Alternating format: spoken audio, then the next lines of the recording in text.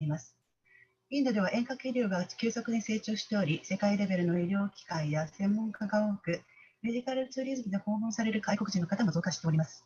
インドのメディカルツーリズム市場は年平均 18% で拡張しており、2020年には90億ドル規模に到達すると期待されています。インドは人口の中間年齢が28歳と若年層が厚い国です。強力な医療教育制度も整備されております。世界人口の高齢化が進む中、ますます需要の高まる医療人材の継続供給が可能です。本日のウェビナーでもご確認いただけますが、インドの投資環境は劇的な改善を遂げております。インド政府は特に日系医療機器メーカーに進出していただき、インド国内で医療機器計算を行っていただきたいと考えております。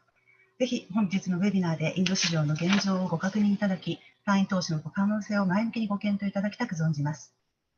本日のウェビナーが新しいパートナーシップの始まりとなることを願っております。ご清聴ありがとうございました。以上です。続きまして、日本薬業貿易協会会長、藤川一郎様より、COVID-19 後の医薬品業界の挑戦及び商機とサプライチェーンの影響についてご講演いただきます。藤川様、よろしくお願いいたします。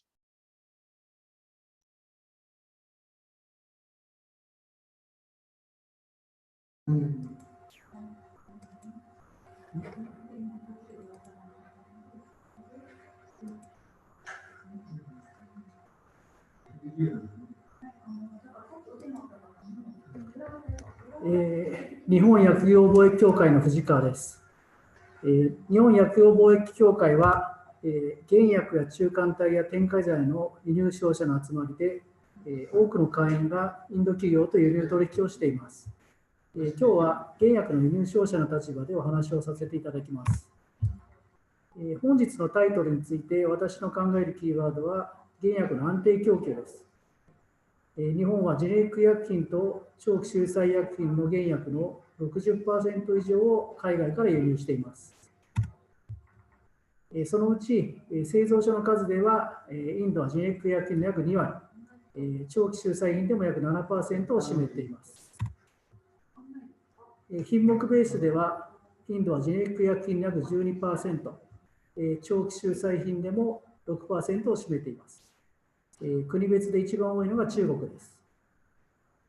韓国やヨーロッパもそれなりにシェアですが、これらの国は原薬を作る際に中間体や出発物質をインドや中国から買ってくるケースも多いはずです。インドの原薬メーカーや中間体メーカーも中間体や出発物質の多くを中国から輸入しているのではないでしょうか。いずれにせよ、中国のサプライチェーンの大部分を握られています。今、日本の医薬業界では、品質が良く価格競争力があるのは当たり前で、原薬の安定供給が最も注目されています。原薬の欠品が原因で製剤の出荷調整や出荷停止が起きているからです。医薬品を含めて、日本にとっての必需品のサプライチェーンが海外の特定の国に依存しているのは危険だということは以前から言われてきました。しかし、医薬品、特に原薬の場合、上流工程がどうしても中国の独占上であり、対応が取れないと言いました。しかし、COVID-19 により早急に対応を取らなければいけないという機運が高まっており、安定供給のためにサプライチェーンを見直すことが行われています。ここにインド企業のチャンスがあると考えられます。インドの原薬産業において、COVID-19 で問題になっているのは主に2点です。1点目は物流、つまり工場から空港までのインドの国内輸送と空港からの航空輸出です。今まさにインドでは国内外の輸送が制限されているため、インド産の原薬はなかなか日本に届きません。2点目は、インドの原薬メーカーが中国から出発物質や中間体を入手できず、原薬を生産できない、あるいはインドの中間体をヨーロッパ等の原薬メーカーに売れず、原薬の製造が各国でこれから止まる可能性があるということです。全世界的に輸出入が制限されているため、国をまたいだサプライチェーンに問題が出てきているのです。インドは出発物質を中国から買って中間体を作り、ヨーロッパに輸出する、あるいは中国から中間体を買って原薬を作るというビジネスが多いと思います。出発物質から原薬まで国をまたがないインド国内で完結するサプライチェーンができれば、原薬供給地としてのインドの地位は間違いなく上がります。つまり、国内メーカーにインセンティブ付与というインド政府の政策は党を得ていると思いますし、成果を大いに期待しています。もちろん時間が必要だと思いますので、まずは個々の企業が安定供給の観点からバリューチェーンを見直すことをお勧めします。また、これらのこれは個々の企業のバリューチェーンの問題ではなく、政府の施策になってしまいますが、日本への輸出について、例えば原薬を優先して通関、輸送を保証してもらえるような物流まで踏み込んだシステムを作っていただければ、COVID-19 のようなロックダウン状況でも滞りなく原薬をインドから買えるということで、買う方にとって大きな安心感になります。日本が海外サプライヤーと取引で困るのは、サプライヤーの力が強くなったときに値上げしたり、不採算品の供給を止めたりするということです。信頼関係が崩れてしまいます。原薬供給地としての発展を目指すのであれば、企業としてだけでなく、国としての何があっても原薬の供給を続けるという方針が必要です。そうしないとカントリーリスクがあるというふうに判断されてしまいます。最後に、これから日本に輸出を始める方にアドバイスをします。日本に原薬を販売するには、日本のレギュレーションに対応しなければなりません。日本は ICH と PICS に参加しているため、原薬の製造方法の審査、それから GMP の確認は世界標準です。その上で、さらに品質に対する最終ユーザー、つまりドクターや患者さんからさらに厳しい要求があります。例としては、不純物の購入に対してさらに厳しい規格を求められたり、異物の混入は絶対認められず、製剤の色や匂いといった点もチェックされます。言い換えれば、日本に採用されているという実績があることは宣伝にもなります。また、日本のレギュレーションはよく日本特有のものがあると言われたりしますが、例えば、日本のマスターファイル登録においては日本語で申請しなければならない。マスターファイルの国内管理人を置かなければならない。外国製造業者認定の登録が必要であるということがあります。日本での展開を薬事的にサポートするパートナーを見つけることは重要だと思います。皆さんのビジネスの成功をお祈り申し上げます。ご清聴ありがとうございました。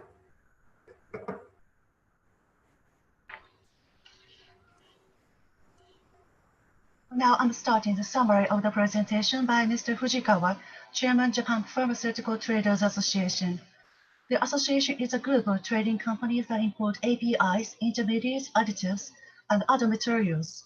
Mr. Fujikawa gave his presentation based on the standpoint as an importer of APIs with a focus on the keyword supply a stable supply of API. Japan imports over 60% of its APIs for generic and long-lasting medicines. Mr. Fujikawa intimated the audience about the global distribution of manufacturing sites for APIs and generics.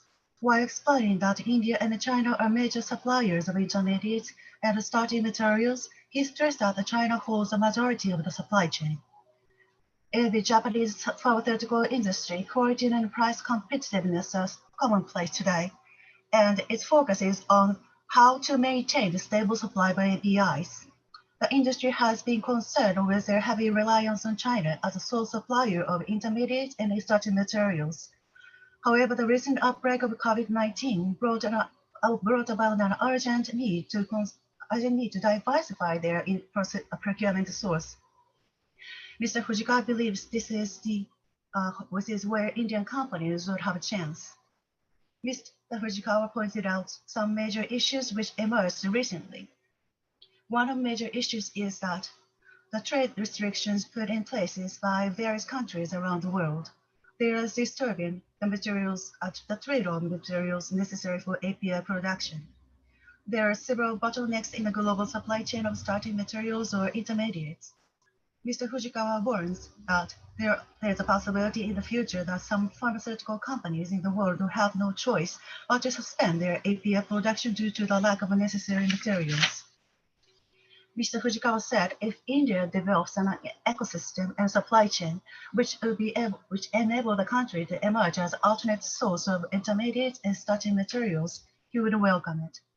In this regard, he said he highly regards the efforts by the government of India in supporting domestic manufacturers. He suggested not only the industries, but the government should discuss about creating a resilient supply chain between the two countries, which could remain functioning under the time of a crisis like COVID-19 pandemic. He gave some advices to Indian API manufacturers who are considering entering Japanese market.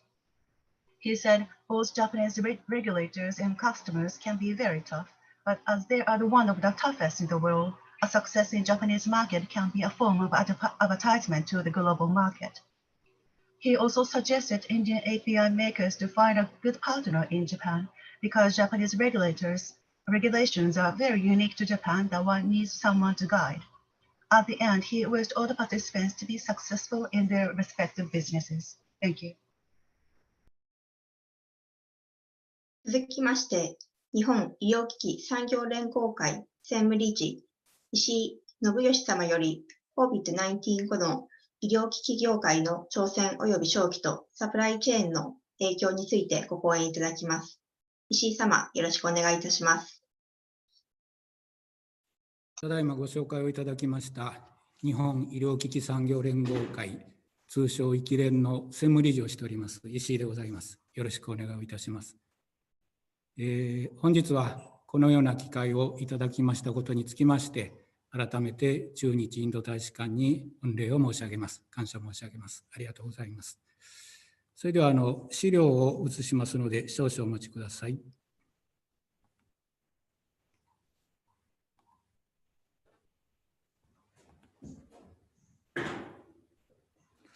お待たせいたしました。本日私からは、ポスト COVID-19 新型コロナウイルス感染症パンデミック後の、世界における医療機器産業にとってのチャレンジと機会につきましてお話をさせていただきます。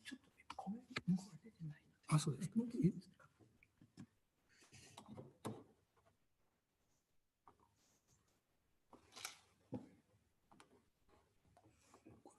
古いやつだよ。昨日の。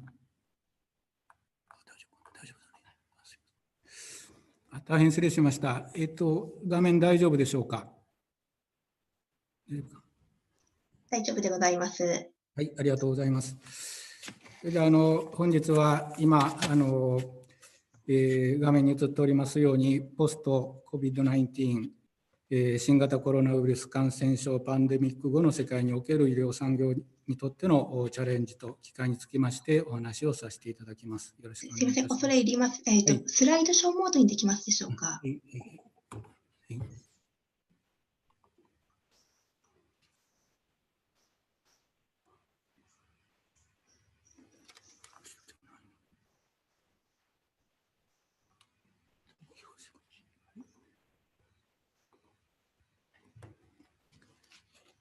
画面大丈夫でしょうか。はい、ありがとうございます。たびたび申し訳ありません。まず本日のアジェンダでございますが、冒頭に私ども医療機器産業連合会通称医機連のご紹介を簡単に申し上げた後、日本の医療機器市場、これらを簡単にお話し申し上げた後、COVID-19 が明らかにした課題でありますとか、ポスト COVID-19 におけるチャレンジと機会と、こういう順番でお話を申し上げたいと思います。私ども医機連、大きく4つのビジョンを掲げて、いろんな活動を進めておるところでございます。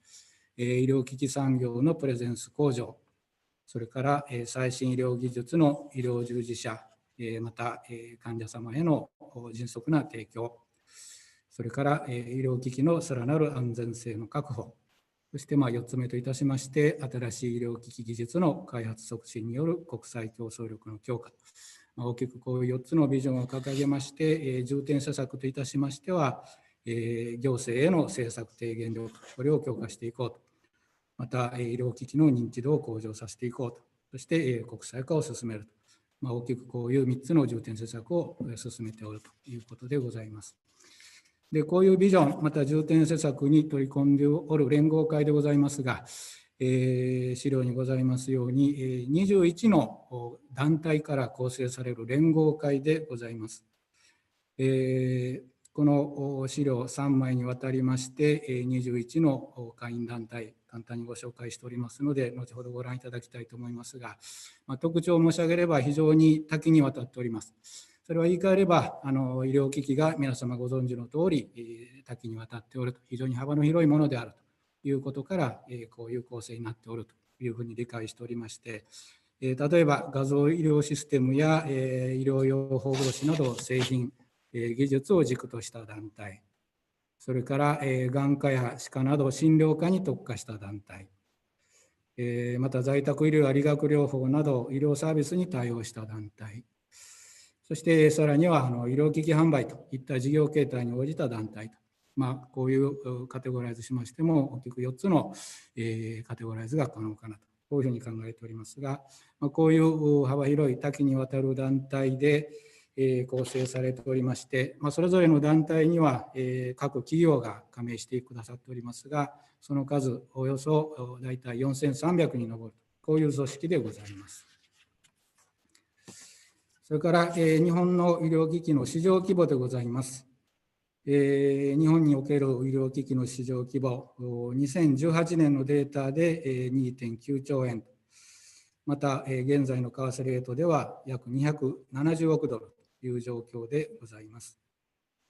日本からの輸出は約6700億円であるのに対し、輸入の方は約1兆6000億円と、こういう状況が現状でございます。全体として申し上げれば、日本の市場規模、成長をしておりまして、特徴としましては、輸入が増えていると、こういう傾向にございます。それから、医療機器のカテゴリーと市場規模と、こういう切り口で整理したのがこの表でございます。カテゴリーといたしましては、診断系、治療系、その他と大きく3分類いたしました。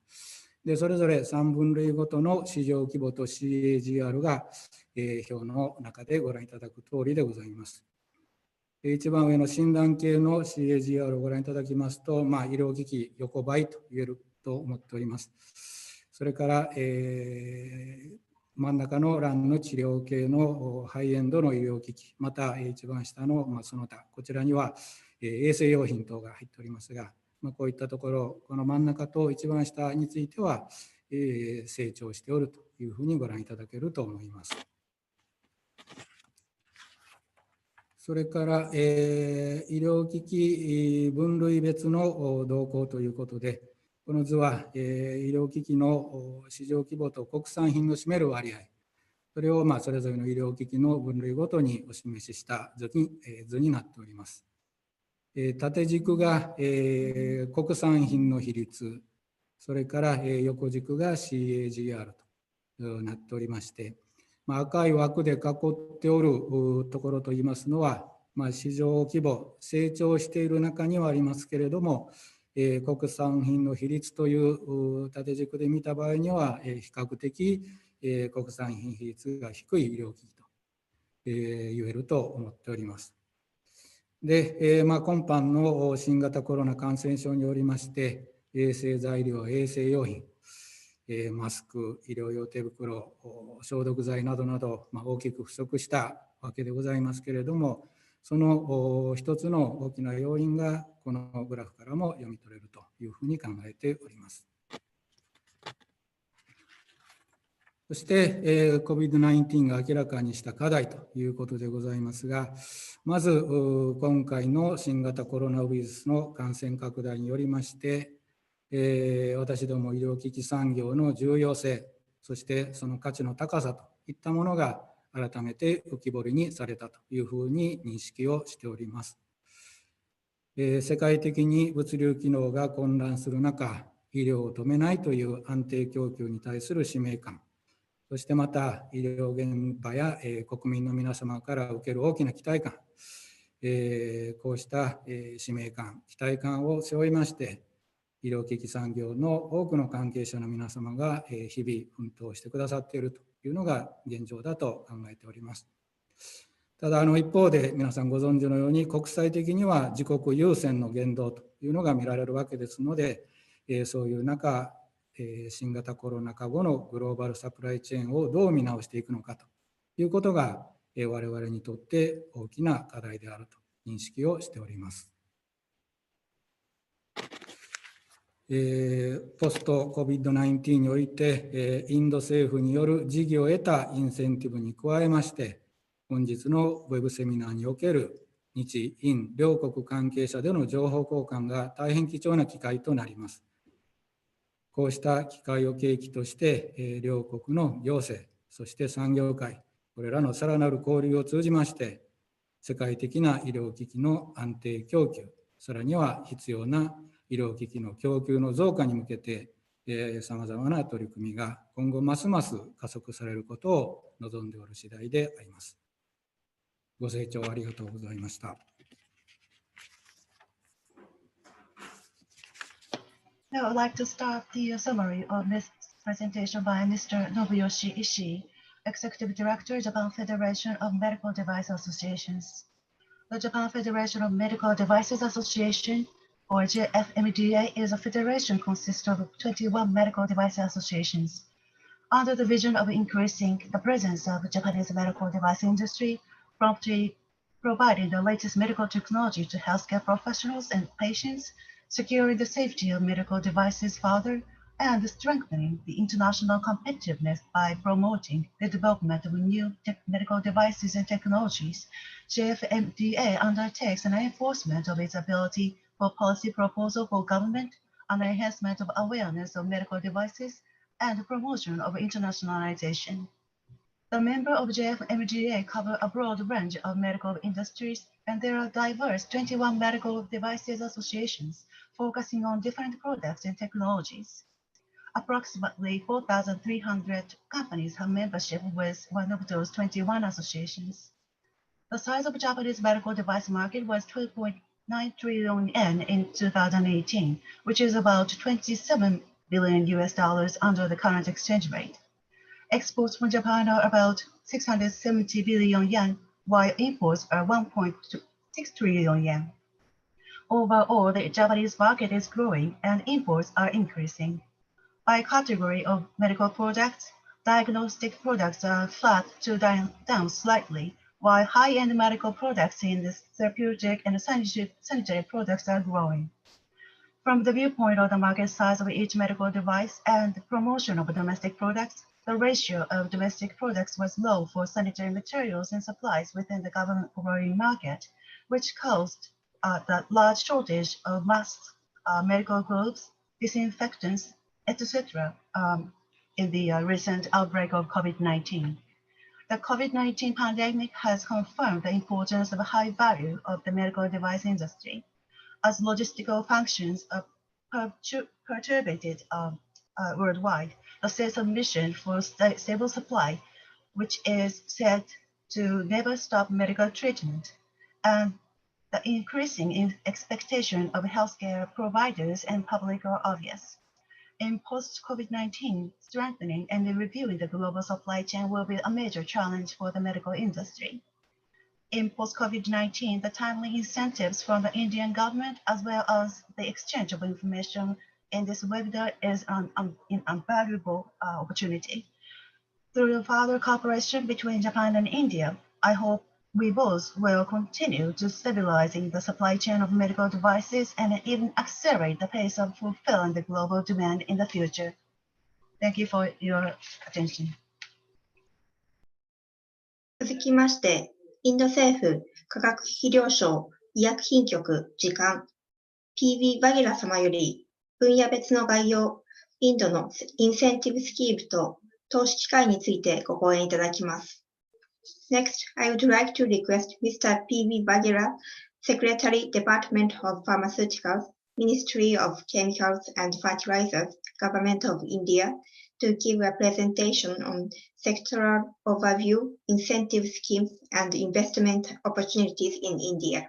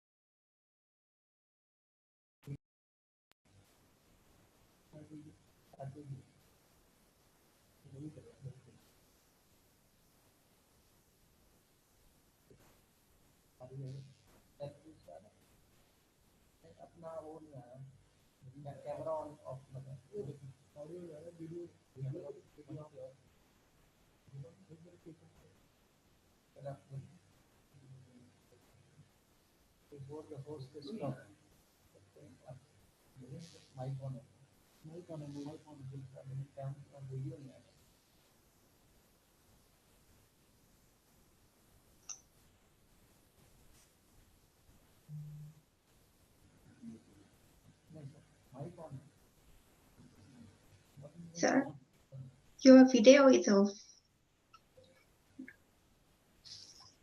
The video has to be switched on by the host. We are not able to switch on the video. Audio is on, but the video is off. Yeah, I can hear your voice. Yeah, Yes, Yeah. it's connected. Thank you. Good afternoon to everyone who is in Japan and good noon to all those who are in India. Honorable His Excellency Ambassador of India, Mr. Sanjay Vermaji, Nobuo Yoshi Ishii, Executive Director, Japan Federation of Medical Device Associations, then Nakayama, Deputy Director General of JETRO, then Ishiro Fujikawa, Chairman, Japan Pharmaceutical Trade Associations, the various representative associations of India, officials from the 4 state governments, the other officials of the embassy, Minister of Economy and Commerce, Monakanda, and all other officials. I am thankful to the embassy for organizing a much-awaited exchange and a seminar on Japan, on India, exchange between India and Japan. Actually, we wanted to visit Japan and meet all the association and talk about the kind of partnership which we can have between India and Japan in the field of pharmaceuticals and medical devices. So I will not take much time, but I would like to present how India and Japan can partner together and can enter into arrangements which can help both India and Japan. So, so I would like to present what kind of pharmaceutical sector India has. We are the first, we are the largest supplier of low-cost generics, vaccines, and affordable HIV medicines. And we have almost 6,000 generic brands across 60 therapeutic categories. And we manufacture almost 500 APIs. As you know, we supplied much talked about hydroxychloroquine to the whole world. Not only that, even during lockdown, we have been able to supply critical medical supplies and medicines to the whole world. That is it. And when it comes to the kind of quality and the kind of production facility India has, we are the second highest FDI approved plants. We are third largest in terms of volume, and we are 10th in the largest in terms of value. We export to more than 200 countries, and the kind of FDI investment which has in India, in which of course Japan is also in front. We have France, UK, Germany, Japan, US, and Spain, just to name a few countries. And we have received around 16.4 billion FDI in the last 7-8 years. See, when it comes to trade, in pharmaceuticals, we have a huge surplus. That is because we are world leaders in manufacturing of generics and API. But when it comes to medical devices, we have a huge gap. We have trade deficit. Our total imports are 5.3 billion and exports are 2 billion. Here, I think Japan and India, if we enter into agreement, if Japan can invest in India, I think there's a huge demand. One thing which I wanted to tell, both for the pharmaceutical industry and for the medical device industry, India itself is a very big market. And not only that, because of the various program taken by the government of India to take the health facility to the to the farthest corner of the country. The demand of medicines and the medical devices increased manifold. Also, because India, there is a demand of drugs and medical devices all over the world. India's medical devices and pharmaceutical both are likely to grow further. At present, it is our growth is 10%, but in pharmaceuticals and in medical devices almost 20%. But it's likely to further increase. Next. So, in order to help, because we had meeting with the, probable investors from Japan 3-4 months before. At that time, there was an issue that if they want to invest in India, whom should they contact? So we have created a pharmaceutical bureau. It is a single point contact where you can come here. We will do the handholding for all kind of issues for the center and states, and even with all other ministries and departments. So this is what we have created. We have the team of experts who will be helping all the investors and the whether the investors is within India or investor coming from the India. One thing which already our ambassador has covered, but ours is one of the lowest corporate tax in the world, 17.16 for the new entrant in the country. This is what I would like to say. And we have a very, very liberal FDI policy for pharmaceuticals. For 100% FDI as a automatic route, the greenfield, brownfield. If you want to increase the capacity FDI beyond 74%, only then government route is there. Otherwise, below 74% automatic route.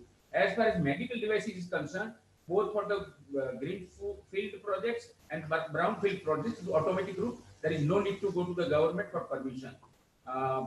We have come out with excellent schemes in order to further attract investment, both FDI and investment from the country. And these 4 schemes, which envisages benefits to the investors to the extent of almost $1.5 billion. I would request our Joint Secretary to make a presentation on that. But before that, I would like to respond to some of the issues which were raised by the earlier speakers. One was with regard to the APIs. I understand that the API we are dependent on the imports, especially China, and because of lockdown we had certain problems, and also lockdown in India we had certain problems. But if details are given by the association, we will certainly try to stabilize their their imports, which is being sent from India. One thing which I can tell you that we have not put any kind of export ban on drugs, excluding SCQ. And even in medical devices, only 3-4 medical devices are under restricted list. Otherwise, everything is open. With this, I would request our Joint Secretary, Mr. Dinwa, to just in brief explain the medical incentive schemes which we have launched, and which is likely to be officially announced very soon. Already it is launched, but it will be open for the applicants and the investors to apply in a very short period. Thank you. Good afternoon, everybody. We have come out with a very ambitious and very attractive scheme called Production Linked Incentive Schemes. This scheme is for production of APIs, key starting materials, and drug intermediates. And we have selected 53 such KSM intermediates and APIs where we would be giving incentives. And for fermentation-based products, either KSMs, intermediate, or APIs, we would be giving 20% of the sale value of these products in a year as a subsidy to the company which will be selected under the scheme. The scheme guidelines are under preparation, and we hope to come out with the guidelines within a month latest.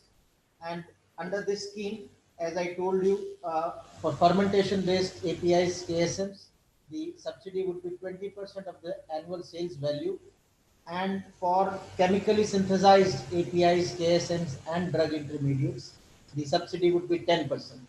And for fermentation-based products, the subsidy would be given for 6 years, whereas for chemically synthesized products, it would be given for 5 years.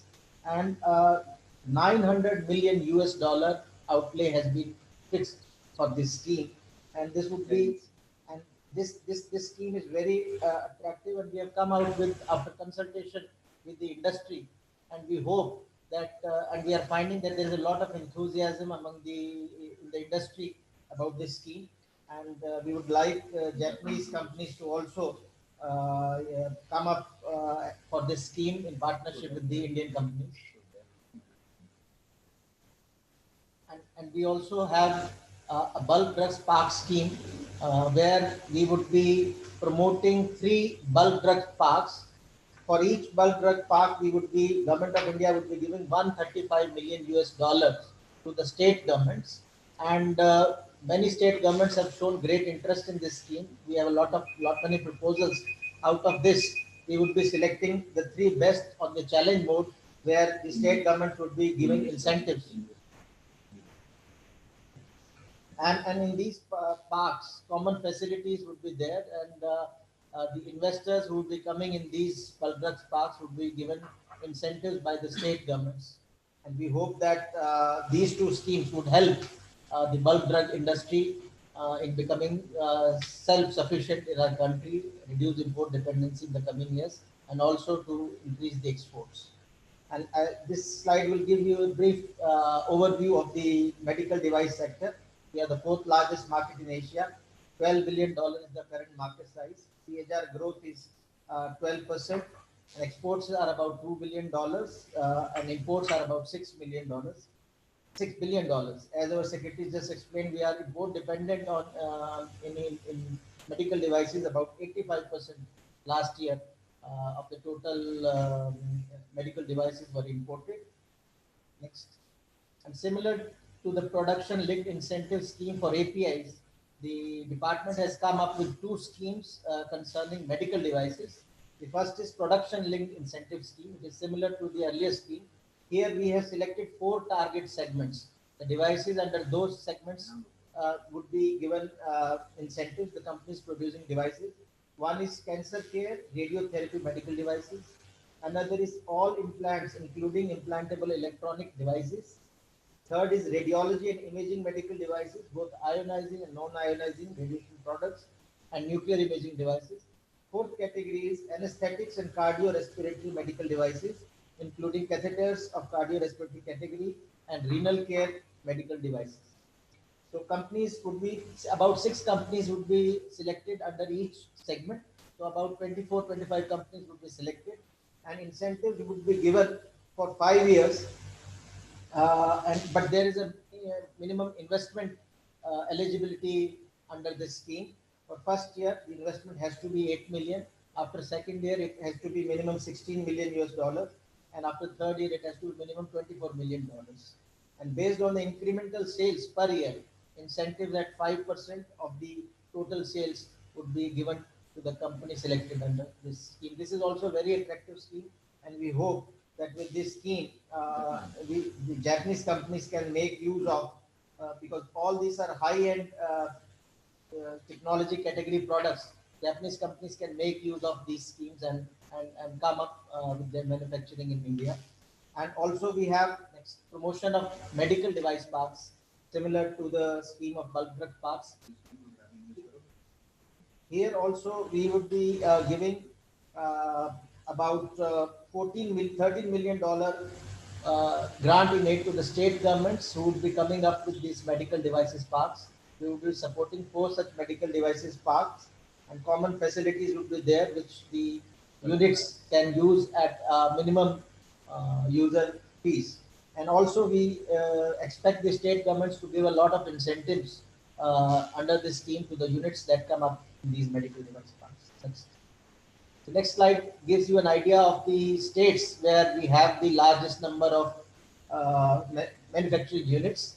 For pharma, Gujarat, Maharashtra, Himachal Pradesh, Telangana, Tamil Nadu, UP and Karnataka. And for medical devices, Gujarat, Maharashtra, Karnataka, Tamil Nadu, Telangana, Andhra Pradesh, and Haryana. These are the states where number of units are already there, and there are a lot of clusters. Next. Arigato gozaimasu. Thank you very much for listening patiently to our presentation. Thank you. Thank you. インド政府医薬局局長バギラさんによりますプレゼンテーションのサマリーを申し上げます。インドの医薬機器分野における投資機会とのプレゼンテーションをいただきました。その中でバルク製剤の製造を促進するためにインド政府が導入している2つのスキームについてご紹介いただいております。バルク製剤専用台地の推進、3つのバルク製剤専用台地内に共用インフラ施設を建設するための助成金として1団地あたり最大1330万ドル、もしくは CIF 建設費の 70% のうちどちらか少ない額を支給するといったスキームです。また、医療機器製造を促進するためのスキームもご案内しております。医療機器産業団地の推進に同じようなバルク製剤専業団地と同じようなスキームを、医療機器製造団地にも適用しております。また、生産連動型インセンティブ PLL という政策も導入しております。直接海外投資につきましては、医療分野には2004年4月から2019年12月までの間に164億ドルの FDI が入入しております。医薬品分野の新規投資に対しては最大 100% までの FDI が自動承認ルートで認められます。既存事業への投資に関しては最大 74% までの FDI が認められております。医薬品分野の既存事業への上限を 74% を超える FDI に関しては政府承認ルートを通じて許可されます。医療機器分野の FDI は既存事業への投資と新規投資のどちらも自動承認ルートで許可されています。なお、国内で AMTZ という施設の開発が進んでおります。こちらはインド東部の港町バイザグ近郊に開設された国内初の医療技術ストックです。AMTZ は東京や大阪などへの中継地となっているシンガポールやクアラルンプールなどで直接アクセスが可能です。多種多様な科学研究施設や試験施設があり、医療機器産業に適したエコシステムが整っております。AMTZ では CT スキャン検査機器や酢酸セルロース膜生産に向けた共同投資を募っています。特に CT スキャン検査機器製造で知られる日本の東芝や日立、また酢酸セルロース膜生産で知られるニプロを最高のパートナーであると考えております。以上です。続きまして、ジェトロチェンナイ事務所次長中山幸秀様より、医療機器におけるインドでの機会についてご講演いただきます。中山様、よろしくお願いいたします。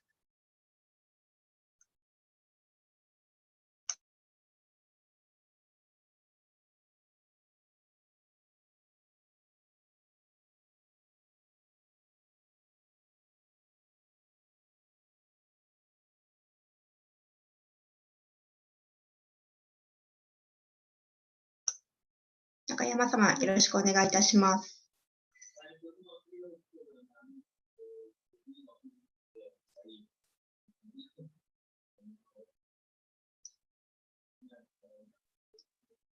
音声が聞こえてないようです。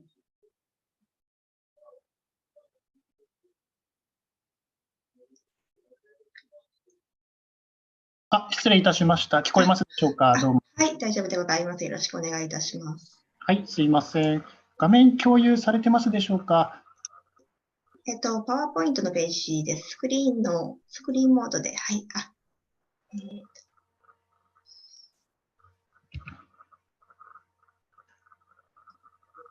はい、じゃあ大丈夫ですかね。はい、よろしくお願いします。ありがとうございます。すいません。ジェトロチェン内の中山と申します。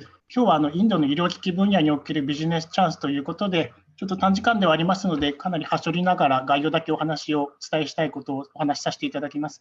私からお伝えしたいことは主に2点です。インドの医療機器市場、何を考えて進出を考えたらいいかというところを、まず知っておいた方がよろしいことをお話ししたいと思います。2点目としては、インドの医療機器市場を踏まえて、私が現地にいる中で、こういった分野に日本企業のビジネスチャンスがあるんではないかというところを、日本医療機器メーカーであったり、医療サービス分野の日本の強いところも踏まえながら、ご提案をさせていただきたいと思います。以上の2点について主にお話をさせていただきます。では始めさせていただきます。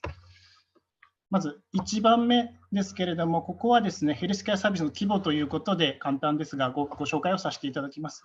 インドの中の国内のビジネス分野の規模、もうその中でもサービス産業の規模を見るとですね、ヘルスケアというものが非常に2017年で16兆9006億円、日本円相当あったんですが、これが推定値ではありますが、2020年度には30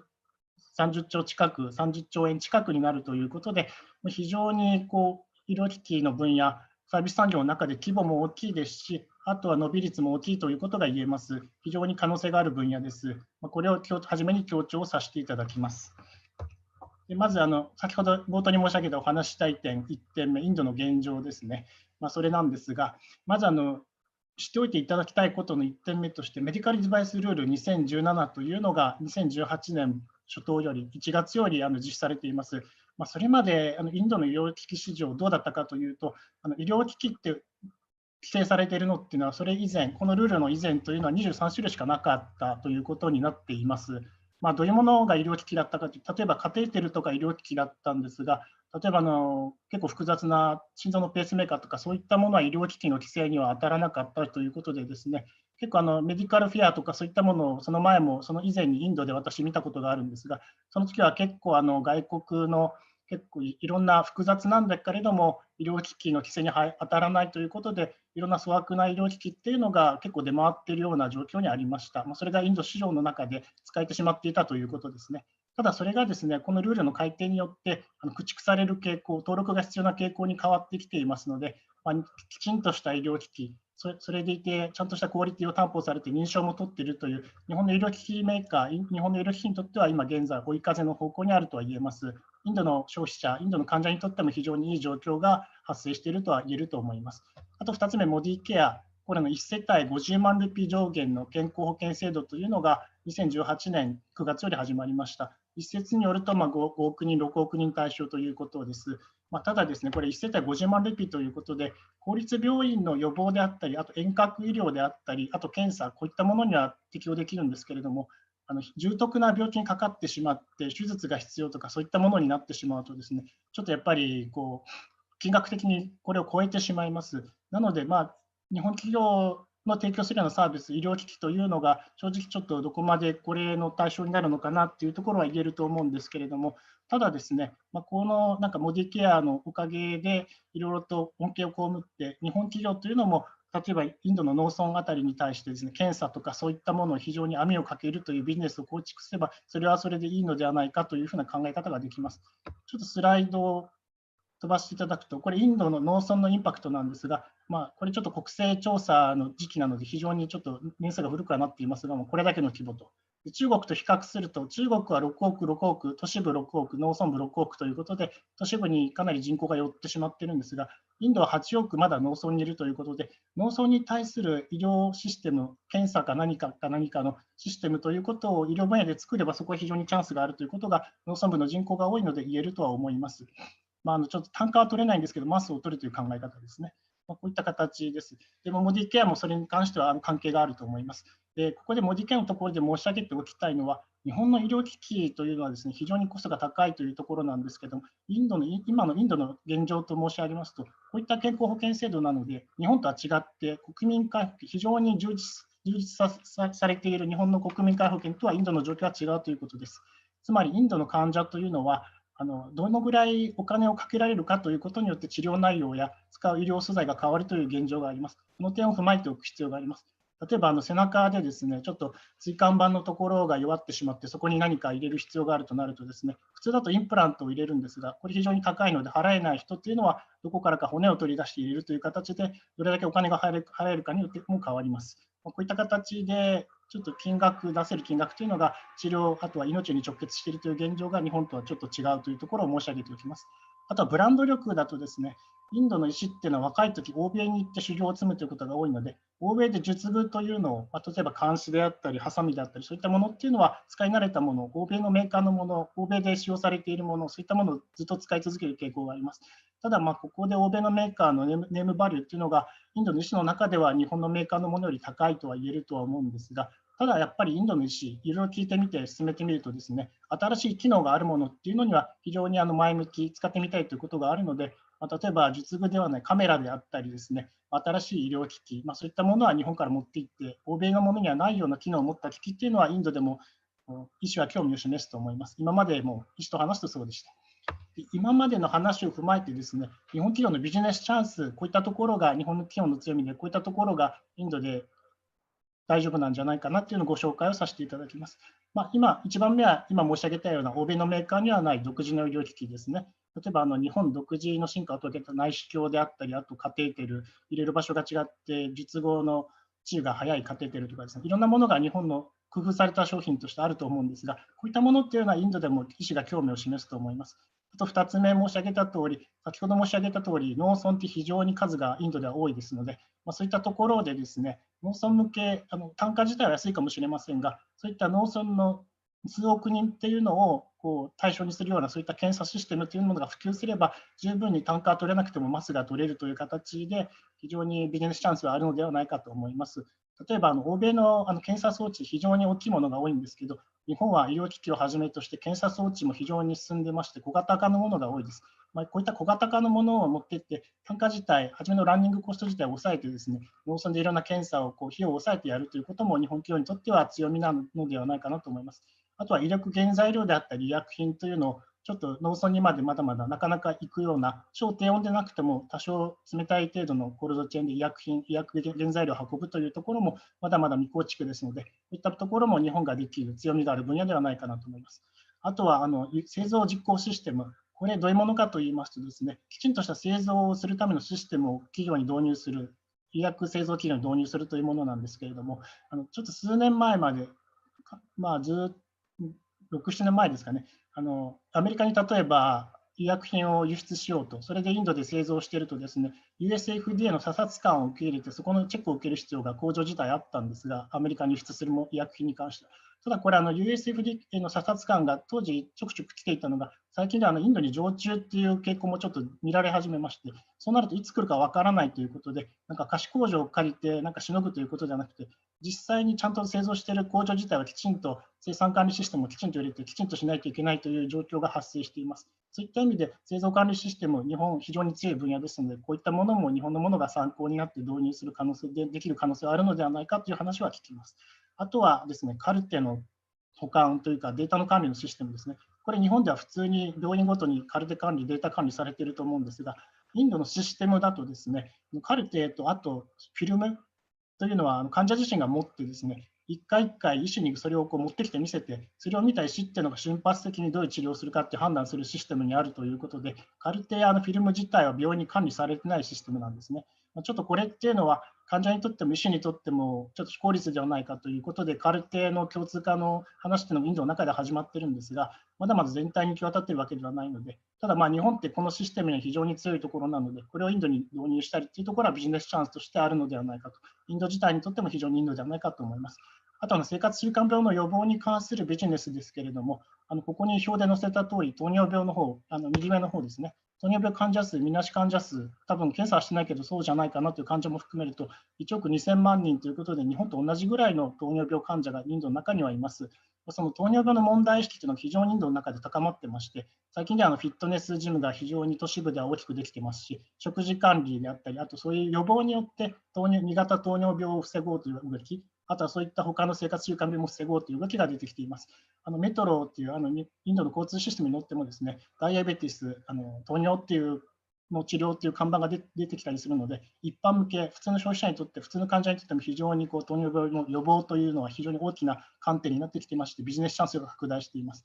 でちょっとここでコロナ後のロックダウンの影響について述べさせていただきますが、このロックダウンでアンケート調査をインドの消費者にどういうふうに何にお金を使っているかという調査をしたものなんですけれども、やっぱりフィットネスやそういったものってロックダウン中はやってない、皆さんお金を使ってないんですが、やっぱりロックダウン後になると使いたいという傾向、それからですね、短期的にロックダウン中支出が減った傾向にあるんですが、増えたものを見てみるとですね、やっぱり免疫力を高める健康グッズ、衛生製品ということで、非常にそういった健康であったりフィットネス、そういったものに関しては、コロナ以後ということも、消費が減るのではなくて、むしろ伸びてくるんではないかという傾向が見て取れます。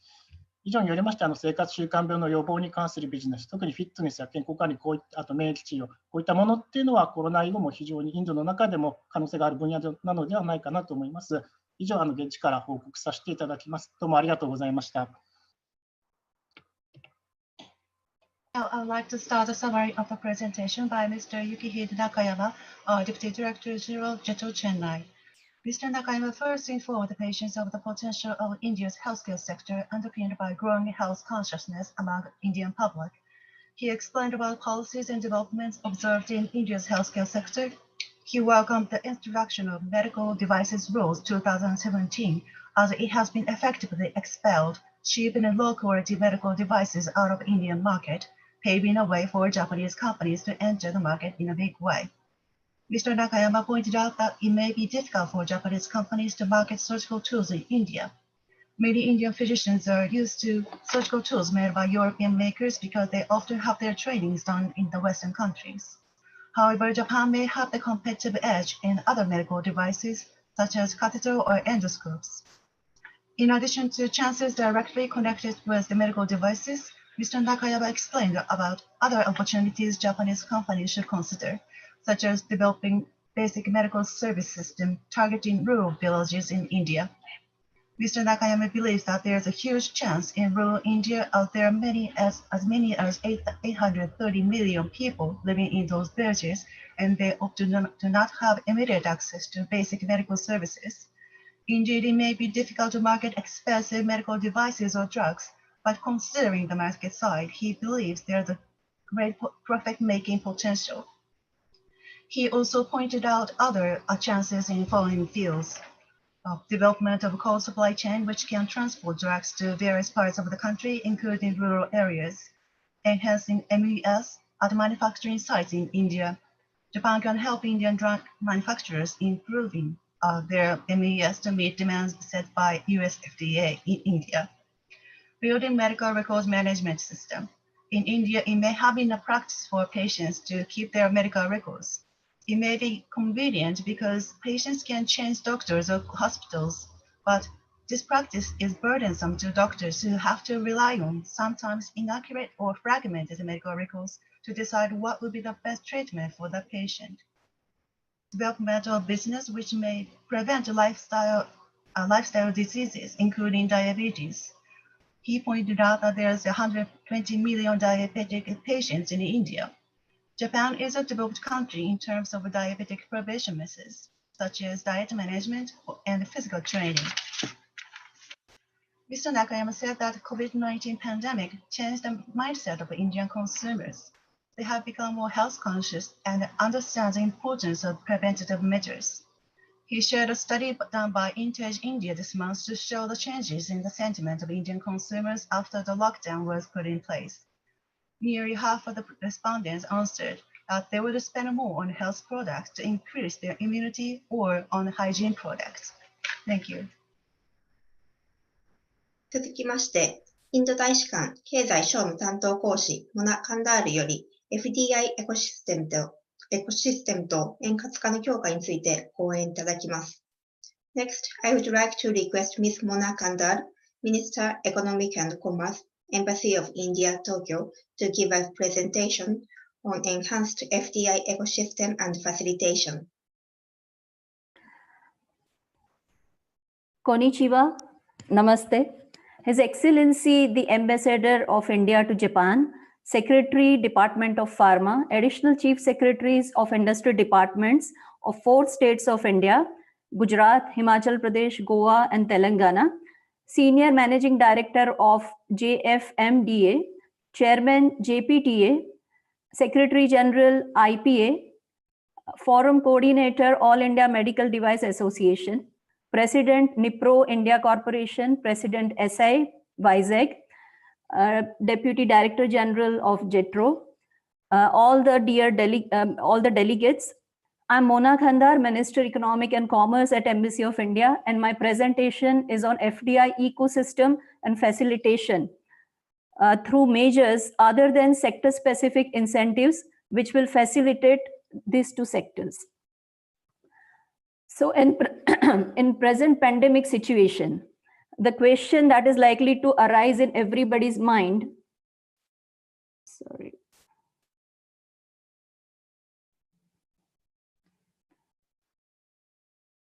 The question that is likely to arise in everybody's mind is whether and how will Indian economy sail through the global pandemic. However, a quick glance at Indian economy would prove its resilience and robustness, as it has weathered all economic crises with flying colors. At the time of balance of payment crisis in 1991, Indian economy was opened up and its growth surged. Indian economy was unscathed during Asian crisis in 1997. It recovered rather faster during global meltdown in 2008. January and February 2020 data show that it bounced back after liquidity issues arose in 2018-19. Therefore, there is no doubt that it will also sail through COVID-19 pandemic as well. CAGR over 25 years, spanning through all this crisis for GDP and market capitalization, has been over 10%. Indian growth story has been a mix of big bang reforms like goods and service tax, insolvency and bankruptcy code, and economic stimulus. Process of recovery from COVID-19 began with initial measures worth rupees 1.7 trillion announced on March 26. And rebooting of Indian economy has begun with a series of measures announced in past few days by Government of India as Self-Reliant Bharat stimulus package of about rupees 21 trillion, which is 10% of GDP. With rupees 41 billion for COVID-19 related health measures, overall health sector has also been given a big boost.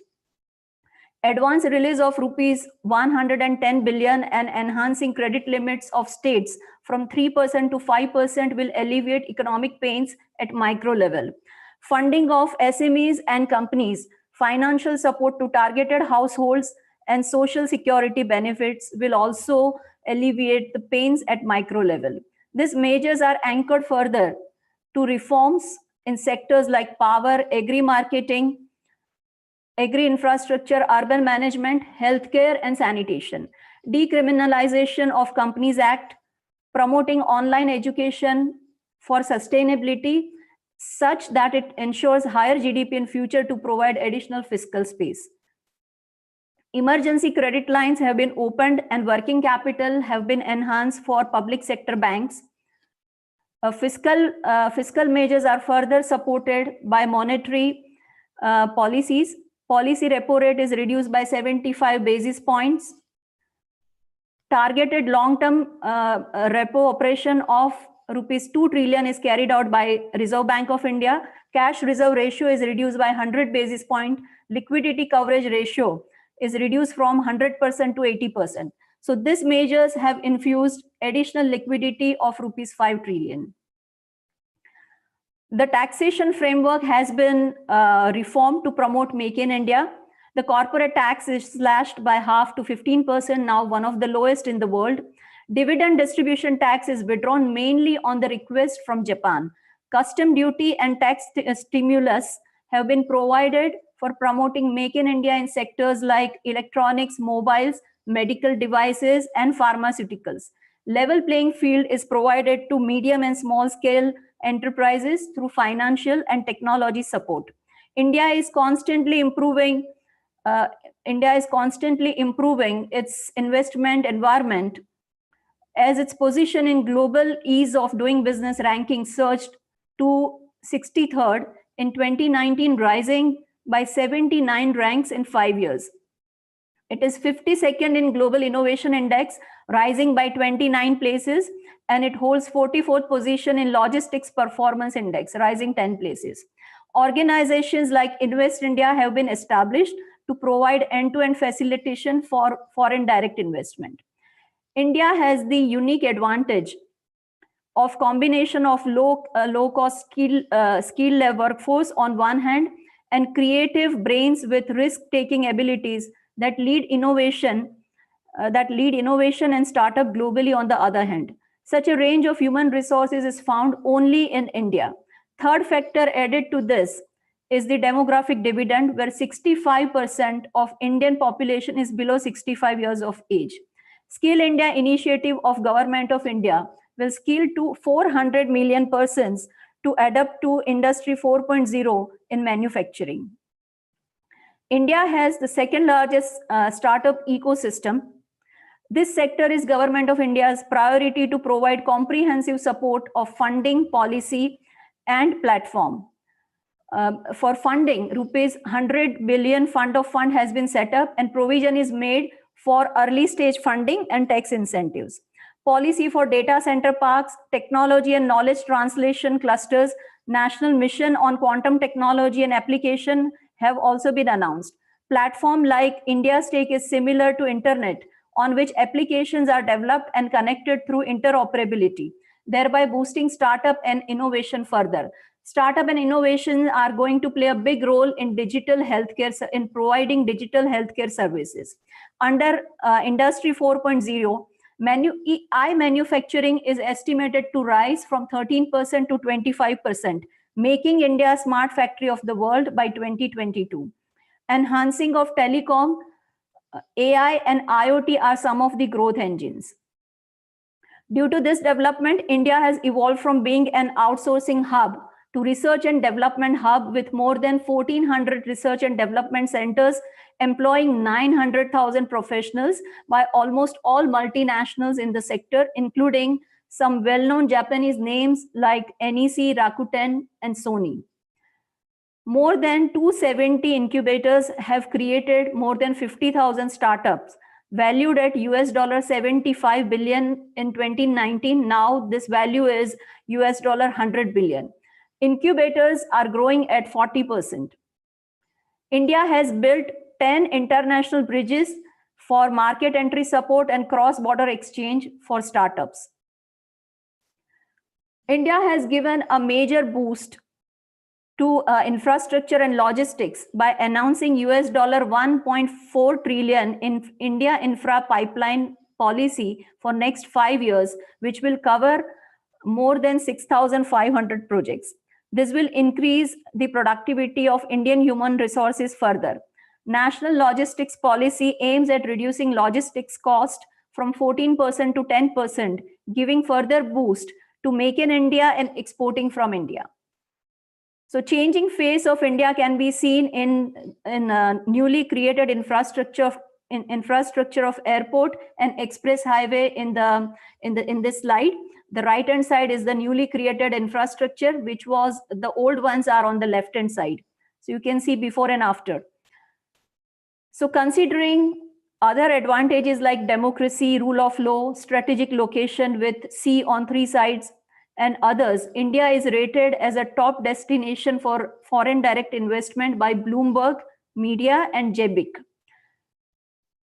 Indo-Japan friendship has led to Japan-specific facilitation as well, like specially built Japan Industrial Townships, Japan-India Institute for Manufacturing for sector-specific skilling of Indian workers, sector-specific bilateral dialogues, which also includes ministerial level, very senior ministerial level dialogue on healthcare facilities. Indo-Japan Industrial Competitiveness Forum especially has been set up to increase the competitiveness of manufacturing and exporting from India. And the Official Development Assistance Program from JICA for building infrastructure and other facilities in India are giving a major boost to bilateral relations. In addition, a lot of care has been taken to set up social infrastructure for Japanese investors like golf clubs and Japanese restaurants and other things to make Japanese investors feel more homely. Finally, Indian subsidiaries have outperformed their parent companies in terms of revenue, net profit, and internal rate of return. So I wish this webinar and participants all the success for business, trade, and investment collaboration to create a win-win situation for both the sides, leveraging Japan's technology and India's human resources. Please take care and stay safe. Thank you. Arigato gozaimasu. Thank you very much. インド大使館経済商務担当講師モナカンダールによるプレゼンテーションの要約を申し上げます。インド経済は1991年の国際収支危機、1997年のアジア危機、2008年の世界的なメルトダウン、2018年から19年の流動性問題などの経済的混乱を乗り越え、弾力性と力強さを証明しました。新型コロナウイルスの世界的感染拡大をも乗り越えていくでしょう。この25年間の GDP および時価総国の年平均成長率は 10% 以上となっています。新型コロナウイルスに関してインド政府はつい先日21兆ルピー規模の自立したインドと名付けた経済刺激策を発表いたしました。インド政府の新型コロナウイルス予防策は経済再起動策との均衡を考慮されています。インドは技能を備えた低コスト労働力という独自の強みを持っていますが、この強みがインドをイノベーションとスタートアップ分野における世界的なリーダーにしています。これらの組み合わせは他国には見られないインド独自のものです。インドは投資環境を常に改善しており、2019年のビジネスのシェアスランキングでは79位に上昇し63位、世界イノベーション指数では29位上昇して52位、物流パフォーマンス指数では10位上昇して44位となりました。メイクインインディア政策を推進するため、課税の枠組みの改正も行われております。法人税は5割引き下げられて 15% となり、世界で最も低い税率となりました。配当税も主に日本からの要請により撤廃されました。電子機器、携帯電話、医療機器、医薬品などの分野における製造を刺激するための税制優遇策も設けられております。スタートアップ部門に関しましては、資金調達、政策的支援、エコシステムへの支援などを包括的な後押しを受けています。インド政府は今後5年間に実施される100兆ルピー規模の投資により、インフラと流通網を大々的に強化していきます。インドはブルームバーグ社と日本の国際協力銀行により、最も好ましい直接海外投資先として評価を受けています。そしてインドの子会社は親会社よりも良い業績を上げています。日本に特化した促進策に加え、特別に建設された日本企業専用産業団地、インド人労働者を対象とした分野ごとの技能向上を目的とした日本式ものづくり学校、分野ごとの二国間対話、印日産業競争力フォーラム、JICA によるインフラ開発などの政府開発援助プログラムもあります。インドと日本のそれぞれ持つ相互互換性を活用しながら、ウィンウィンの関係を築けることを期待しております。以上です。ここからメイクインインディアの事例として日本企業2社にご登壇いただきます。まず、ニプロインディア社長、プラディープ・クトゥンベ様より医療機器についてご講演いただきます。Now, I would like to request two Japanese subsidiary companies to share their Make in India experience. First, I would like to request Mr. Pradeep Kutumbe, President, Nipro India Corporation, to share their experience on Make in India.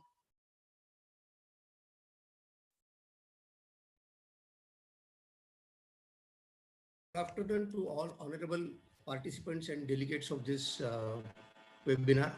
Myself, Pradeep Kutumbe, I'm President of Nipro India Corporation, and I'll brief you about our company.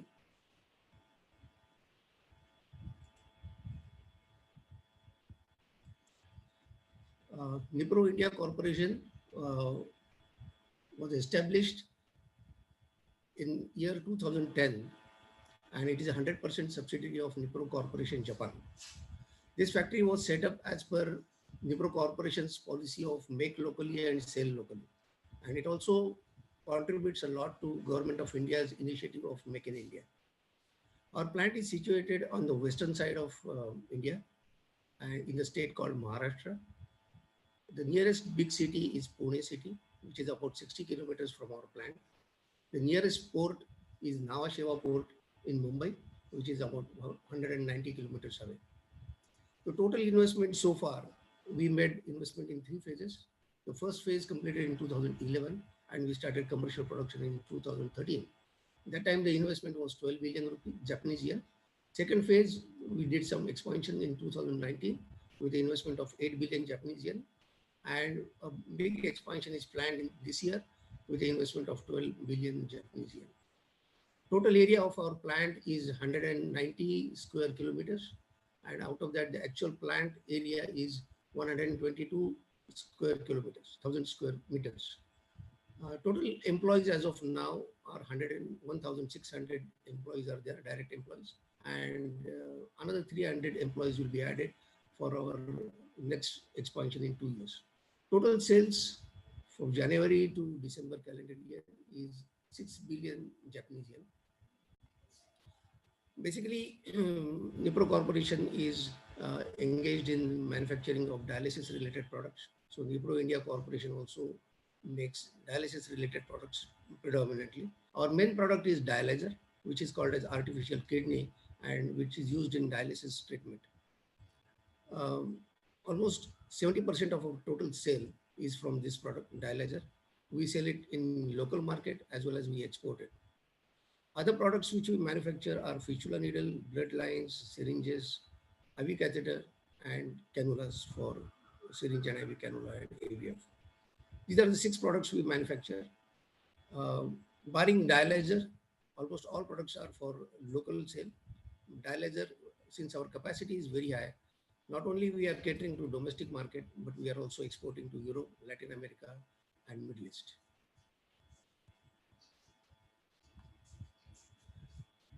I will brief about our accomplishments. Nipro India is a part of Make in India initiative and is also a mega project considering the amount of investment made by Nipro Corporation Japan. We have established world-class facility as per Japanese technology, and our quality of our product is very much as per Japanese standards, and it is very well accepted in Europe as well as Latin America and Middle East. With the further expansion in next 2 years, we are planning to export our products to US market as well, and for that the preparation is ongoing. Another specialty of our plant is we are using gamma irradiation plant for sterilization, which is a unique facility in India. We have the biggest facility of gamma sterilization not only in India but in entire Asia. And we have created a lot of employment opportunity because when we started this plant in 2010, there were hardly any industry in our surrounding areas, and we have created employment opportunity to almost 600 people who didn't have any employment skills. So we employed them, we gave them training, we gave them classroom training as well as on-the-job training, and developed their skill. And we are with these people, we are now continuing our production.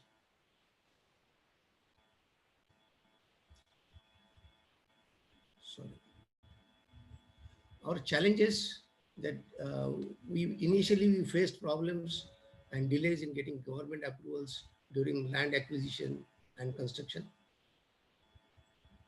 Then we faced initial problem of poor infrastructure, basically road, water, and electricity. Of course, over a period of time, we got all these facilities. Availability of manpower, as I said, initial phases, we found a problem in getting skilled manpower, but we developed these skills with the local people. Then setting up the biggest gamma plant in India, from government approval point of view, we faced some problems. Then we faced competition in India, domestic market due to our late entry. Then we foresee that state government especially should give us some more incentive considering our significant investment. One more problem we have faced in last 2 years, that in last 2 years, the importing of dialyzers from other countries do not attract any custom duty, whereas the raw material which we use for manufacturing dialyzers locally attract duties and taxes. So we are pursuing this matter with the government and look forward that this also will be resolved soon. So this is all about Nipro India Corporation in brief. Thank you very much. Arigatou gozaimasu.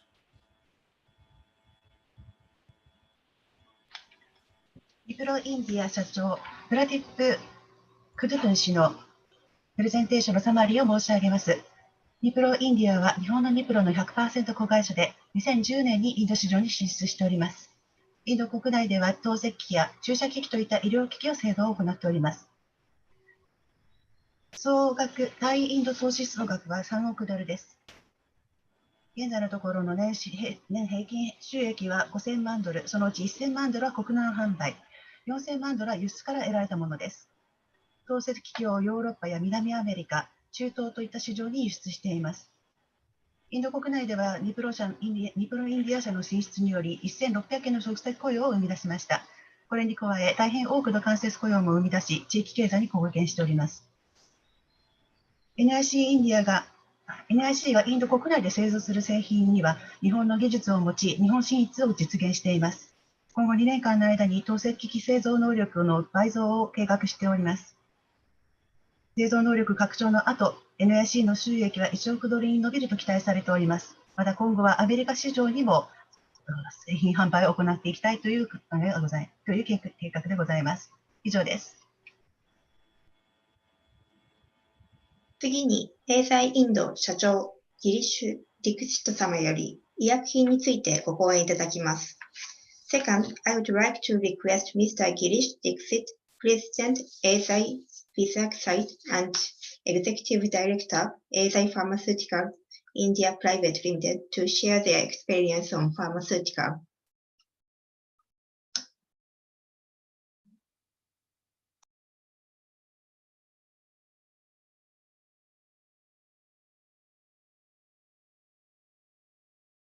Thank you very much. Konnichiwa, konbanwa. Greetings to everyone, all dignitaries from Japan and India, and organizers for arranging such a wonderful webinar for investment in India. I have been asked to speak about Make in India experience. We are almost 11-year-old organization in India, a Japanese subsidiary, and how we have developed our research and manufacturing operations are going to be explained in this in next 10 minutes. So if we go to next slide, just a moment.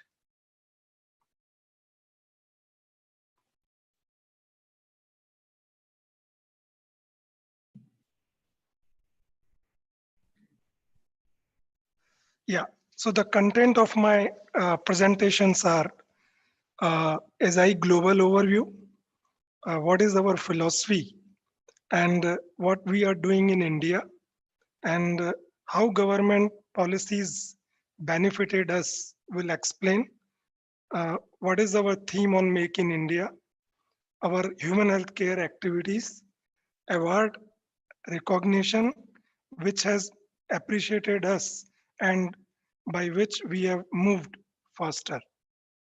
So just for the information of, especially for the Indian dignitaries, that Eisai is highly ethical organization. Our headquarters is based in Tokyo. Dr. Haruo Naito is our CEO, and you can see on the left side about our total revenue as on March 2020. We are very strong in central nervous system, oncological and gastrointestinal medications. We have approximately 10,000 employees globally. We have 40 subsidiaries and 14 research and clinical sites and manufacturing sites, including India. You can see on the bottom of the slide the number of known formulations related to Alzheimer, cancer healthcare, and gastrointestinal healthcare. So these are our top brand by which we are supporting the global patients through access to medicine concept. This is our corporate philosophy. Human healthcare is the foundation of Eisai. It was given by Florence Nightingale, who served her entire life for the services of the patient. We have taken the HHC words from her signature, and the HHC means human health care. We are providing a meaningful contribution to the patient globally with our innovation and very ethical quality standard of Eisai. In 2013, WHO and SI CEO, they decided to sign an agreement to support the patients suffering from lymphatic filariasis by providing a high quality medicine DEC at zero price. This is the concept of SI, that not only DEC, which is being manufactured at Vizag plant, but also our support for drugs for neglected disease, that is DNDI initiative, are one of the important milestone for the organization and the patients, especially in African regions. We have a good coordination and collaboration with Global Health Innovative Technology Fund, by which we are developing a new medication for the patients suffering from malaria, filaria, dengue, and other neglected disease. So by which we are always there in top 15 access to medicine index and supporting global patients. If we come to SI India sales and marketing operations were started in 2004 in our Mumbai branch, and our medications were directed to central nervous system, oncology, neurodiabetic, and vitamins. In 2007, the decision was made to start research and manufacturing operations. At that time, the intention was that the site selection should be done based on government policies, based on regulatory guidelines, and the logistic and supply chain. Vizag, Vishakhapatnam is based in east coast of Bay of Bengal, where the port is huge and we can have sea shipment throughout the world without any hassles. 2009, the SI Pharma Technology Limited started the construction and the operation. And in 2015, there was an amalgamation of our sales and marketing and research and manufacturing operation. And together we call it as a SI Pharmaceutical India Private Limited, the head office where I am sitting right now in Vishakhapatnam, southern part of India. This is a bird eye view of our site where you can see a 50 acre of land, a good Japanese culture. Each area is very much separated. It is very unique concept of integrated research and manufacturing site, which was a dream of SI or any Japanese company, but it was proved true in India, in Vishakhapatnam, with the help and support of the government policies. And if I am not wrong, this is the first pharmaceutical related export or special economical zone where which we are getting a lot of tax incentive and one window clearance by the government. So this beautiful site, highly skilled manpower in chemistry and pharmaceutical, and a very automated technology by which we can provide the best in class quality medicines to domestic as well as Japanese patient. This is our growth journey, and this growth journey is very important to explain that when we are settled here and how we have grown with the time, with the investment, and with the support of Government of India, Government of Andhra Pradesh, and the relationship between two countries. In 2009, when we started, the investment was little less, but slowly we move on. We started generating profit. We started generating a confidence among patient. We have a confidence from corporate, and with their support, slowly we move on. And in 2019, you can see in 10 years, we have increased more than double. And this was not possible without the support of each and everyone, those who are sitting and listening to this webinar. Thank you for the support from each one of you. You can see that this site is already approved by so many regulatory agencies, without which it is very difficult to supply our targeted medicines. PMDA is known for their stringent quality standard or regulatory standard. We have been inspected couple of times, and without any observation, this site has qualified PMDA approval. We are approved by US FDA, we are approved by Korean FDA, we are approved by uh, UK MHRA. Our research and development is already recognized by Department of Scientific and Industrial Research, and Indian authorities are supporting really very well. So our history from 2010 till 2019 are really very well.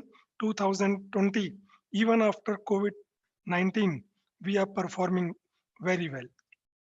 I would like to touch upon some of the important aspects about the government policies and how they are benefiting to SI is the bilateral relationship between India and Japan, and the research and development, which is being core promotional event by Government of India.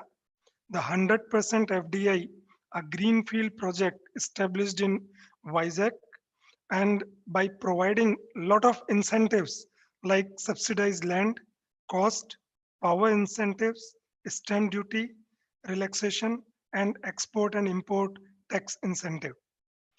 The government is too much encouraging Japan plus policy, the Japanese culture, SI culture, and the highly skilled research and manufacturing force are making it possible that together we can grow faster and we can invite more and more investment in India. And SI is trying their best to increase this investment to a multifold. When it comes to why SI preferred India, we everyone know that globally the Indian skill is known, the talent is known for the chemistry and pharmaceuticals, and we have a good supply chain and finance team, those who can run the business to a certain level. We are very focused on patient value by enhancing the accessibility and providing the affordable medicine. Government's investor-friendly policies, initiative, availability of infrastructure, strong direct linkage with allied industry, strategic location, and ease of doing business has encouraged SI to make a world-class manufacturing site and world-class high-quality medicines. Integrated manufacturing and research complex, fulfilling the company's long-held ambition to bring teams from across its business together by manufacturing low cost and very high quality API in Andhra Pradesh, India.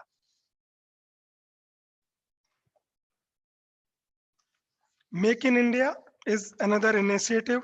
We are working on supplying use of indigenous raw materials, high quality generic API for the Japan market, manufacturing and supply of new chemical entities API.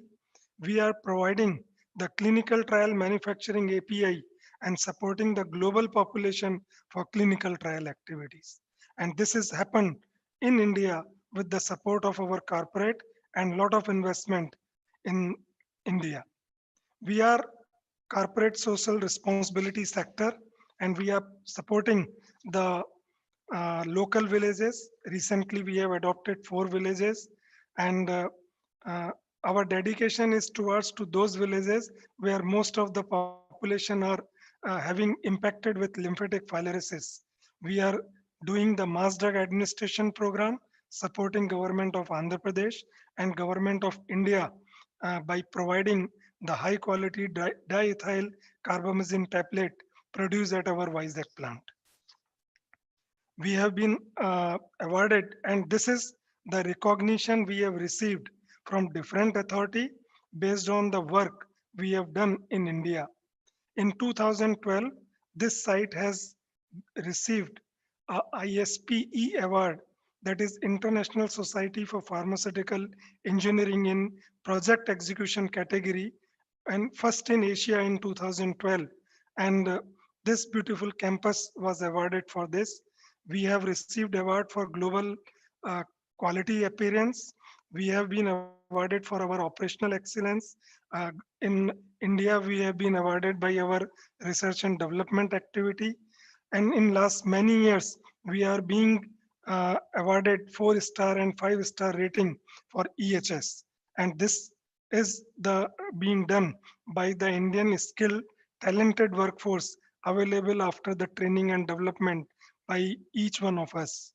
We are certified by Great Place to Work, and you can see that we are supporting the global population with so many activities. So this is overall our understanding, our encouragement by different sector in government, in private sector, so many association in India, in Japan, and the SI corporate office together working to the best of our knowledge, skill and talent, and making India the best place to work. Thank you for your time. Thank you for the organizer for arranging this event. 経済インディアバイザック工場所長エグゼクティブディレクターギリッシュ・ディクティッシュ都市のメイキン・インディア体験の概要をご案内いたします。エーザイは東京に本社を置く日本のイノベーター企業であり、CEO である内藤春夫博士が率いています。エーザイは主要学、神経学、消化器学および日本市場におけるジェネリック事業に注力しています。エーザイの企業理念は患者とその家族に医療の恩恵を提供することを中心としています。この理念のもと、当社はリンパ系フィラリア症の撲滅のため DEC 錠22億錠を WHO にも無償提供しています。エーザイインディアは2004年に販売およびマーケティング業務を開始、2009年にアンドラプラデシュ州バイザックに研究 API 製剤製造のための複合施設を設立いたしました。その後、2015年に両社が合併し、エーザイファーマセューティカルズインディアプライベートリミテッドとして一つの会社に統合されています。エーザイインディアは医薬品有効成分、API の研究、製造、日本及びインド市場向けの API 研究、API の製造と供給、製剤を支援する新規企業として設立されました。患者のための継続的な取り組みとして、2010年から2019年にかけ多くの投資を行ってきています。エーザイインディアの製造施設は10年間、多くの国際規制当局の認証を受けてきました。当社は政府の政策と日本とインドの二国間関係の支援を受け、高品質で手頃な価格の医薬品を提供することにより、世界中の患者のための医療に有意義な貢献をしてまいりました。エーザイは研究、製造、販売、マーケティングを通じ、事業を拡大するためにインドを選びましたが、それは正しい選択でした。メイクインインディアの一環として、エーザイはインド原産の原材料とインド工場を使用し、API の開発、製造および供給において力強い発展を遂げています。エーザイインディアはヒューマンヘルスケア活動の一環として、リンパ系フィラリア症の撲滅、神経疾患およびがんに対する医療支援のために、アンドラプラデシュ州のさまざまな村で活動を行っています。エーザイインディアの工場は、労働文化、科学、規制、品質、安全なオペレーションなどに関し、多くの賞や評価を授与されています。エーザイインディアは環境、健康、安全への関与の一環として、さまざまな認証を受けています。また、当社はメイクインインディア体験に参加する、失礼いたしました。エーザイインディアがメイクインインディア体験に参加する機会をくださいました。インド政府科学肥料省医薬品局とジェットに御礼を申し上げます。以上です。続きまして、インド製薬連盟事務局長、スダルシャン・ジャイン様より、製薬業界の将来の成長機会とこれからについてご講演いただきます。Next, I would like to request Mr. Sudarshan Jain, Secretary General, Indian Pharmaceuticals Alliance, to give the presentation on future growth opportunities and way forward for pharma sector. Thank you very much. It is indeed my pleasure to present to the August gathering, His Excellency Ambassador of Japan, Secretary Department of Pharmaceutical Dr. Waghela, Joint Secretary Mr. Rinwa, senior officials of the Government of India, and my fellow leaders of various associations and the delegates. IPA consists of 25 leading organizations in India, which contribute 60% of domestic business and 80% of exports. As all of us know, India is the pharmacy of the world and is recognized for quality, affordable healthcare around the world. The COVID situation posed new challenges, and what I like to talk in this presentation, how all the associations and government work together, that we continue to be strategic partner around the world of supplying dependable medicine. We heard the story of Girish Asai, which is a great story of what India and Japan can work together to advance in world global healthcare agenda. Here is the contribution of the Indian industry over the years. If we see, India is known as the pharmacy of the world. 36% reduction is there in disease-adjusted life years during the period 1990 to now. There has been 100% polio reduction, and this has been a great success story of India, and our health minister, Dr. Harshvardhan, played a very important story as far as eradication of polio from India is concerned. This is a great example of India. If it takes the task, it makes it happen. There has been 4.5 million people who are involved in healthcare in India, and India has been a very important supplier of medicine across the world. Now here we see that India has been contributing 60% of vaccine production around the world and 60% of HIV drugs around the world. 90% of WHO measles supply takes place from India, and there has been significant reduction on HIV cost around the world. If we look, every third tablet in US is sold from India, every fourth tablet in UK is sold from India. So India is the pharmacy of the world, and India is playing a very important role to supply quality, affordable medicines around the world. In this slide, what we see is India has got built chemistry and manufacturing skills over the years, and that's why the contribution of export as well as domestic market is equal in India. There's a great opportunity both in domestic market as well as the global markets because we have built a strong base of manufacturing as far as India is concerned. This slide will give the contribution still the whole demand in India, as our secretary was talking about, that only 40% of India's population get the benefit of healthcare. Our hospital bed size at the moment, doctors availability is relatively lower. 1.7 doctors per lakh of a population, 0.69 beds as far as India is concerned. But COVID situation has brought this importance that we have to invest increasingly in the healthcare. It was pointed out in our presentation as far as the secretary was talking about, that we are going to increase our healthcare expenditure from 1.2 to 2.5%, which will open up the market both in acute care as well as chronic care, because India has got the dual burden of disease. As we were talking, average age in India is 28 years. So we have got both old age population as well as young population. So there is a significant opportunity as far as serving the Indian market is concerned. And Ayushman Bharat is one of the great initiatives which has been announced by the government. There will be around 100 million people who will be families which will be covered from this program, which is an example throughout the world. If we see development of Indian industry over the years, and I like to spend some time here, in 1980s, we used to import everything in India. 1980 to 2005, we have built manufacturing capability as far as Indian market is concerned. 2005 to 2019 is the time of globalization. And today we supply to all markets in the world. Our products are available in more than 200 countries around the world. We have got maximum US FDA approved plants, second outside US, and we have got maximum new drug applications which have been approved from India. In fact, this year itself, we got 40% improved drug application, 40% of new drugs which have been approved in US has been from India. Now, what is the agenda for India going forward?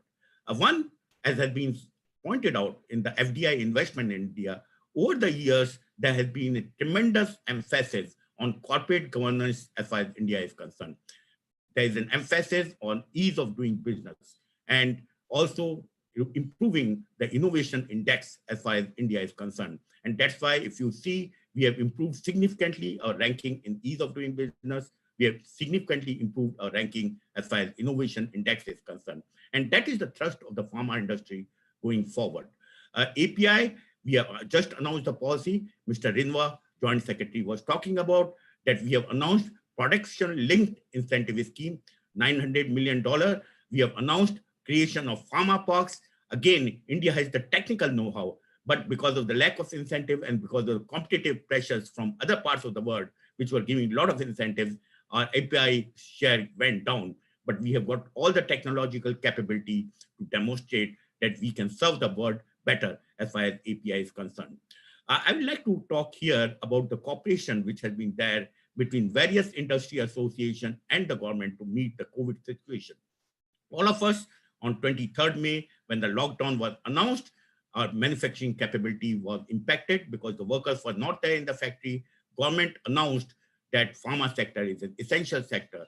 And last 2 months, which is a great story, great example, all the associations work together and we work with the government. The Department of Pharmaceuticals have been playing a very important role. And today, if we look around the world, there is no shortage of medicine from India, although there has been some delay in some market in the initial phase when there were issues of supply of APIs from some parts of the world. But if we see today, we have been able to supply medicines around the world. And thanks to Department of Pharmaceuticals, thanks to all the associations who have worked together to make sure that the medicines are available. And that is the fundamental role which India is playing going forward. This has been the example. Yesterday, we were having a meeting with WHO, as well as our colleagues from America, as well as Europe. And we also were quoted the example of delay in supplies of API to Japan in the initial phase. But we can assure to everyone that everyone in the Indian industry is working together, that we continue to supply medicines around the world and continue to be the pharmacy of the world, because we have got great manufacturing capability, which we have built up over the years. There is a great cooperation between the Indian government and the industry. And our primary job is to make sure that no patient who wants the medicine do not get the medicine. Second example is HCQ. We have been able to supply hydroxychloroquine not only to India, but all parts of the world. And Indian industry, as well as everyone, work together.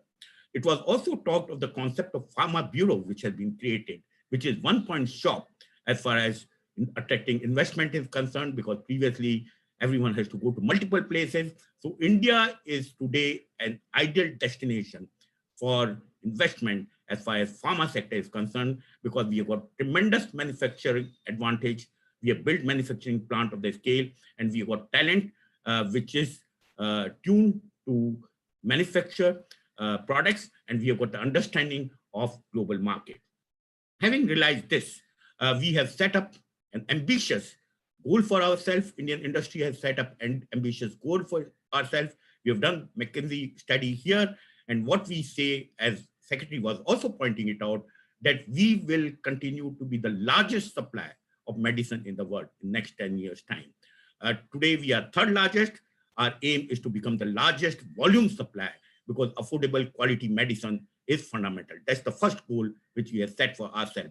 And even in the COVID situation, we have been recording around 9 to 10% growth. And post-COVID, all the plans are being done by the Indian industry. IDMA president is here. Mr. Mahesh Doshi is there. Mr. Reddy, who is Bulk Drug president, is there. And OPPI, global organization, all of us are working together to realize this aspiration of more than 10% growth going forward. So we will reach $120 billion in next 10 years' time. Second is, we want to upgrade our value chain. And there is increased investment which is taking place by many of the organizations in India. The increase in expenditure in research has gone up from 4 to 8 to 9%. And we are committed that we will go to complex generic and the newer drugs going forward. Third area is API reliance. We will become self-reliant in API, and the critical issue which is being talked today is the diversified supply chain, which is more important, that we should not depend only on one supply chain. And India can be a great example of diversified supply chain, and there will be companies which will get into this sector. There's advantage in fermentation-based technology, and there's advantage in chemical-based technology.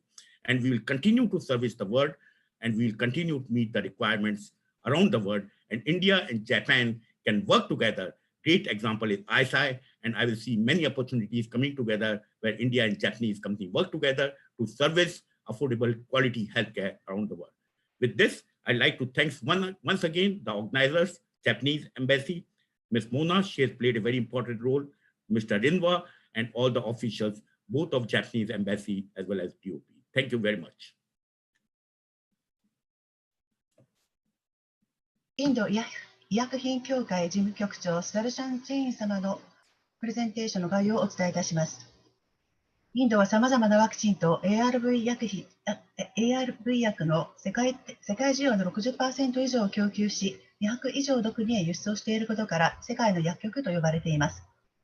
米国で販売されている錠剤の3分の1とイギリスで販売されている錠剤の4分の1はインドで製造されたものです。インドの製薬業界はその手頃な価格と高品質のジェネリック医薬品を通して世界の人々の健康向上を促進する上で重要な役割を果たしてきました。製薬業界の規模は410億ドルで輸出国内販売が同程度の貢献をしています。インドには米国外では最も多い600以上の USFDA 承認工場があります。2019年にはインドの製薬会社がアメリカでの新薬承認の約 40% を確保しています。インドの製薬業界は長年にわたり強力な製造力と分析能力を構築してきました。コスト効率の高い医薬品の市場を開拓し、世界中の患者の手頃な価格の医薬品へのニーズに応えてきました。インドは今後5年間で医療への投資を GDP の約 1.2% から 2.5% に引き上げることに注力しています。今後は自主的医療の考え方に基づく API 政策と医療機器に力を入れていきます。さらにインド企業は複雑なジェネリック医薬品や革新的な製品を製造するためにバリューチェーンを拡大しています。インド企業はこれら3つか4つの NME と10件から15件の斬新的なイノベーションに取り組み、イノベーションリーダーとして台頭するでしょう。インドは数量的には最大の市場であり、金銭的にもトップ5に入る市場であると見られています。インドは製品開発、製造、原薬のさらなる推進を通じて世界的市場拡大に挑んでいます。業界の市場規模は2030年までに1200億から1300億ドル規模に拡大すると予想されています。最後になりますが、本日のウェビナーを主催してくださった在日インド大使館、そして特に、経済担当のモナさんに感謝申し上げたいと思います。以上です。続きまして、インド医療機器産業協会ラジーフ・ナツ様より、医療機器業界の将来の成長機会とこれからについてご講演いただきます。Next, I would like to request Mr. Rajiv Nath, Association of Indian Medical Device Industry, to give the presentation on future growth opportunities and way forward to medical device sector. Namaskar, everyone. Good afternoon to my fellow Indians and Kochinawa to my friends in Japan. We are very pleased to be talking to you today about the medical devices, which is the next big story after IT and pharma. So, you are aware that the medical device sector in India is mainly import dependent. More than 80 to 90% of our medical devices we are importing, but we also have some exports success stories over here. So the various kinds of products that we make, the consumables, disposables, the electronics, the implants, the IVD and the surgical instruments. For this, we are exporting about $1.8 billion worth of goods. And in terms of imports, we are doing about $5.5 billion worth of goods over here. In Make in India, we've been making some efforts. The 700 to 1,000 companies that they are present in the sector. And we've been able to establish in India some achievements. We've got the Kalam Institute of Healthcare Technology, which was established in Visakhapatnam to make sure that whatever is innovated can be put into commercial use. We also established, in the absence of regulations in the country and to have a quality culture, the Indian certification for medical devices, This is a voluntary quality management system certification given by the Quality Council of India. And then in 2017, India introduced the medical device rules as a regulation for the medical device industry. And 23 medical devices were regulated as per these rules until March of this year. Then we've also tried to be affordable to the public and to have ethical marketing, and price controls were established on certain medical devices, for example, stents and knee implants, so that the consumers and the patients would not have to pay very high prices to access them. In addition, the government of Telangana, the government of Andhra Pradesh worked with the industry, understood our issues, and established medical device parks in these places, which you will hear about more of that later on.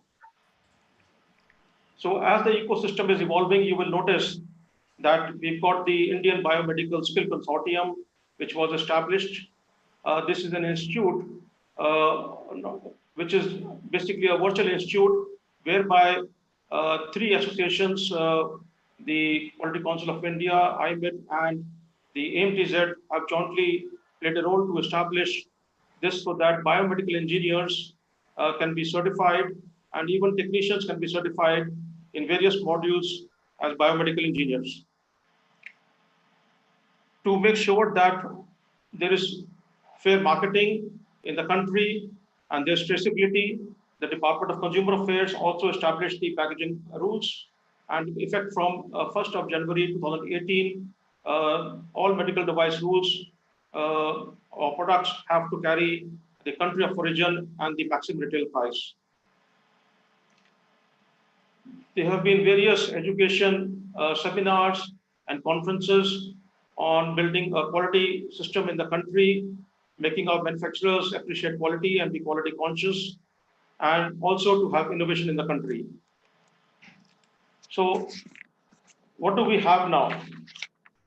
We would like to involve the Japanese friends in coming forward and taking part in our growth story.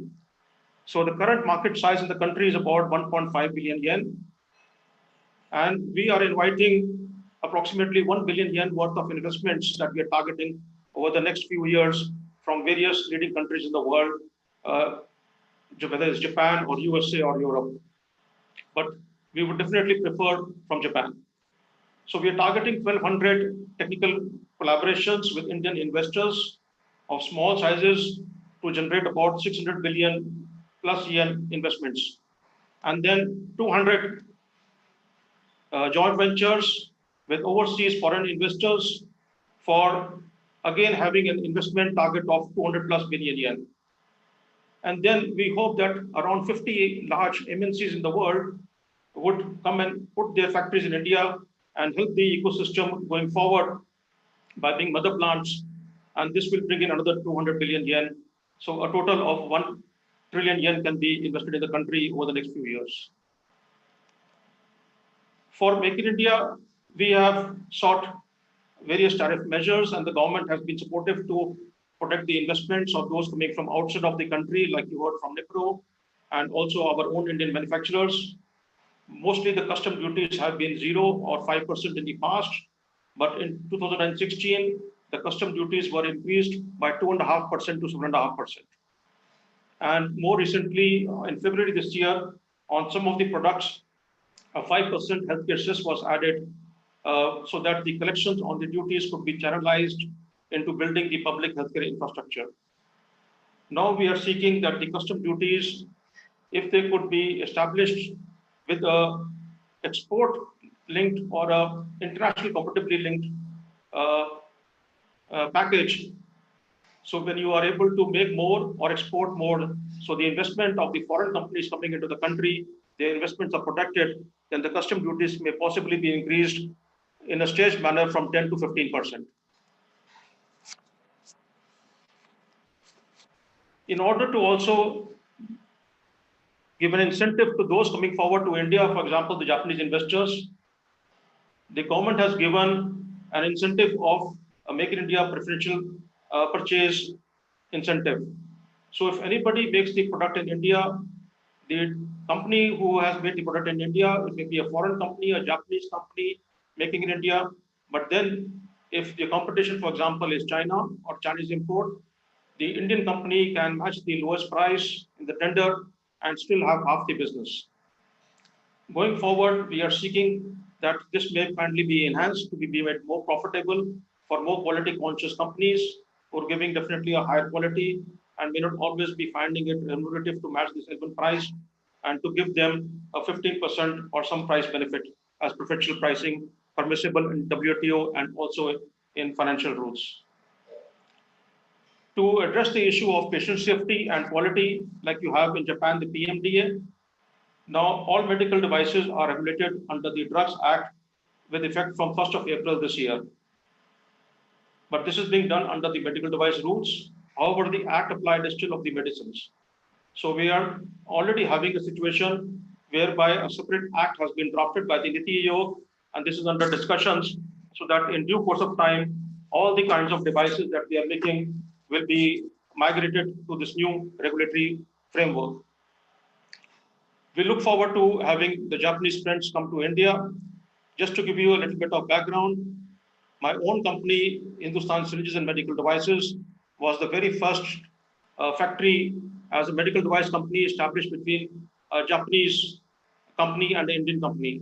I have myself been going to Japan since 1987 and very much enjoy our culture and food and technologies that we have from there. We wish to work with you. We wish you to be our teachers, and we wish to grow jointly with you. Thank you very much. おはようございます。インド医療機器産業協会ラジーブ・ナート様によるプレゼンテーションのサマリーを申し上げます。当協会は消費財、ディスポーザブル製品、機器、器具、インプラント、電子機器、診断機器を含むすべての種類の医療機器を網羅する全国350カ所以上の医療機器メーカーが属する協会です。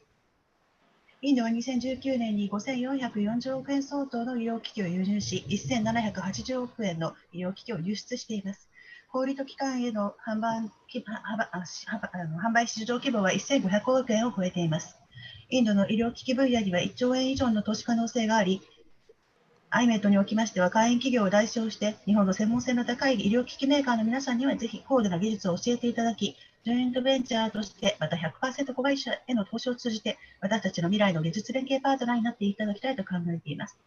インドの製造業者はほとんどが真面目で誠実でビジネスのコミットメントと関係をとても大切にしています。インドの製造事業者は通常自分たちの業者やビジネス契約を尊重し、設計図面、寛容性や知的財産権を尊重しています。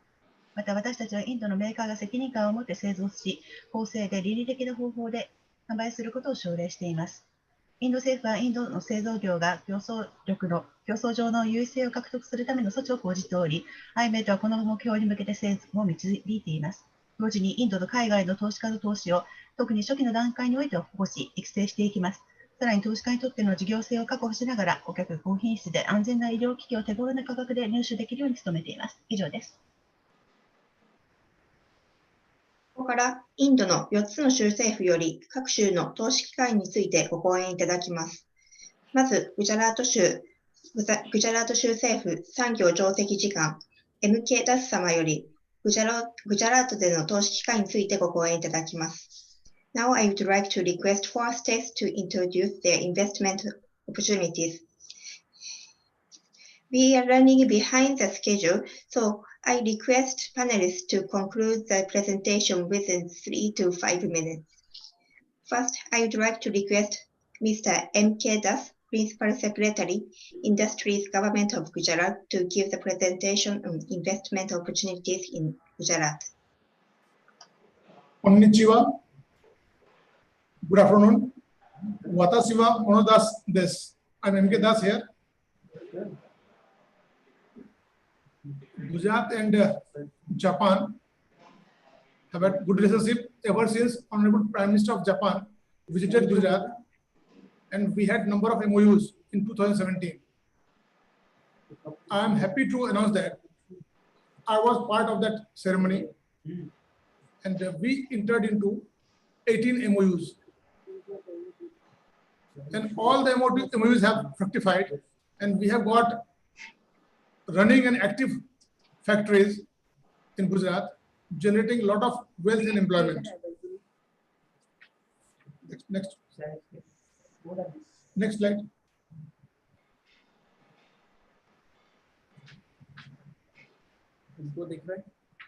Yeah. Next. Gujarat is one of the most industrialized state of India with 8% GDP. Our GDP is rising very fast. So we are the fastest growing state over last 10 years in India. We account for 21% of exports, and we are first in the rank of logistic each across the different sectors. Logistics sector, we are quite well. We are accounting almost 17% of industrial output in the country, and that is how we are number one in industrial output also. Gujarat has seen a tremendous increase in FDI last year. It almost went up by 4 to 5 times in one given year. And it was driven by our policies and reforms.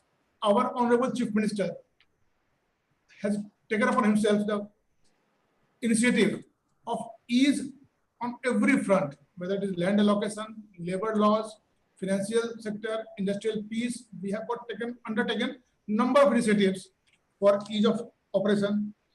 For the new companies coming, we have exempted all laws for 1200 days. We have appointed a dedicated nodal officer for Japanese company coming here.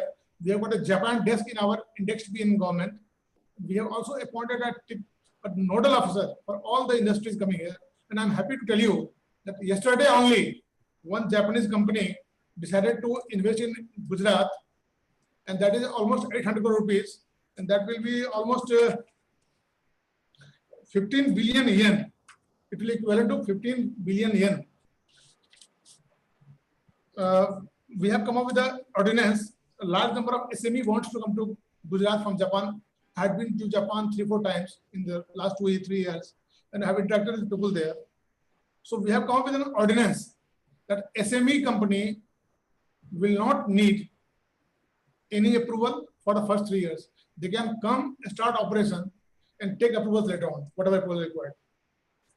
We have made a land bank for easy allocation of land. Land has been issued. When I went to Japan, they have told me. So we have made land bank, which is GIS based, and sufficient quantity of land is available. And we have got a special park for Japanese company alone in Sanand, or they call Kuras. We have got and this company is going to come there only.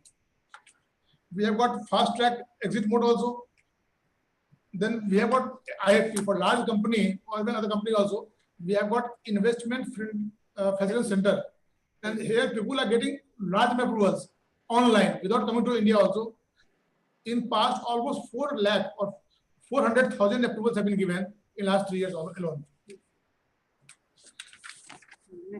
We have got almost 125 Japanese company here, and investment has really risen ever since the Honorable Prime Minister of Japan visited Gujarat, from $100 million to $2 billion plus US.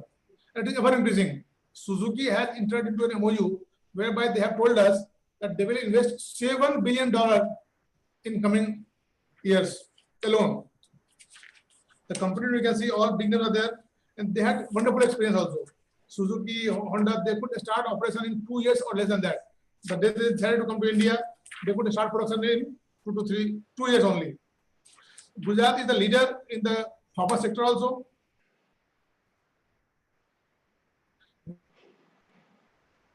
We are in generic drugs, integrated vaccines, DM products, cytotoxic drugs, etc.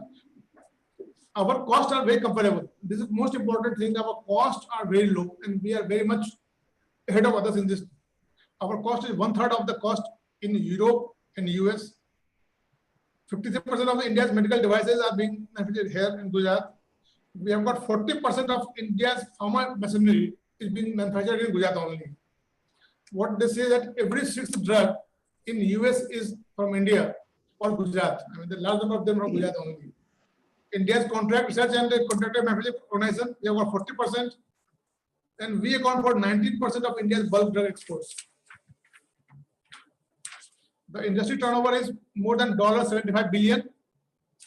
We have got more than 4,550 licensed vendors, and pharma output production 33%. So number wise, and we have got number of companies who are world players and who are Gujarati company only.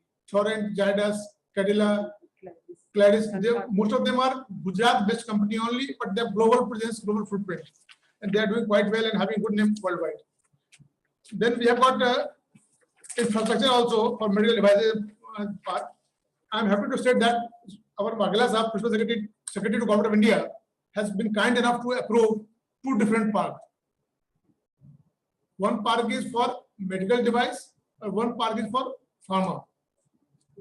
So these parks will be very useful for investment. This will be a state of art and very modern. All common facilities will be available. It's a greenfield project. Apart from that, we have got Japanese industrial estate in Sanand, where I talked. Apart from the earlier region, which is not filled up, with 125 big Japanese companies already filled up. Beyond that, we have got 2 Japanese estates. There are plus we have got pharma park and this medical device park in different part of Gujarat. Gujarat has a skill level, excellent air, rail, road connectivity. We focus on R&D. The power quality is also very good. Not only power supply, but power quality is very good. Our government is very much pro-investment. It is most business-friendly state in the country, where we have constant dialogue with the various stakeholders of the industry. Labor laws are very flexible, and we are making it more flexible. Our Chief Minister has taken up on, I already told, number of reforms have been there, and we are in discussion with all the companies all the time. And in this, during lockdown also, during this COVID time also, many companies are producing today. Suzuki also have started their production, and many other companies are doing quite well, and we are in touch with them, and they are quite happy with our relationship there. We not only welcome you, but keep relationship lifelong. Till the project is here, we keep supporting, we keep interacting, and keep resolving problems. Our policies are very much, user friendly. We have got good packages for incentive and taxation related benefits. And after GST has come, and government has already introduced lower tax on what tax? Corporate tax. So that is also going to benefit all of us in a quite big way.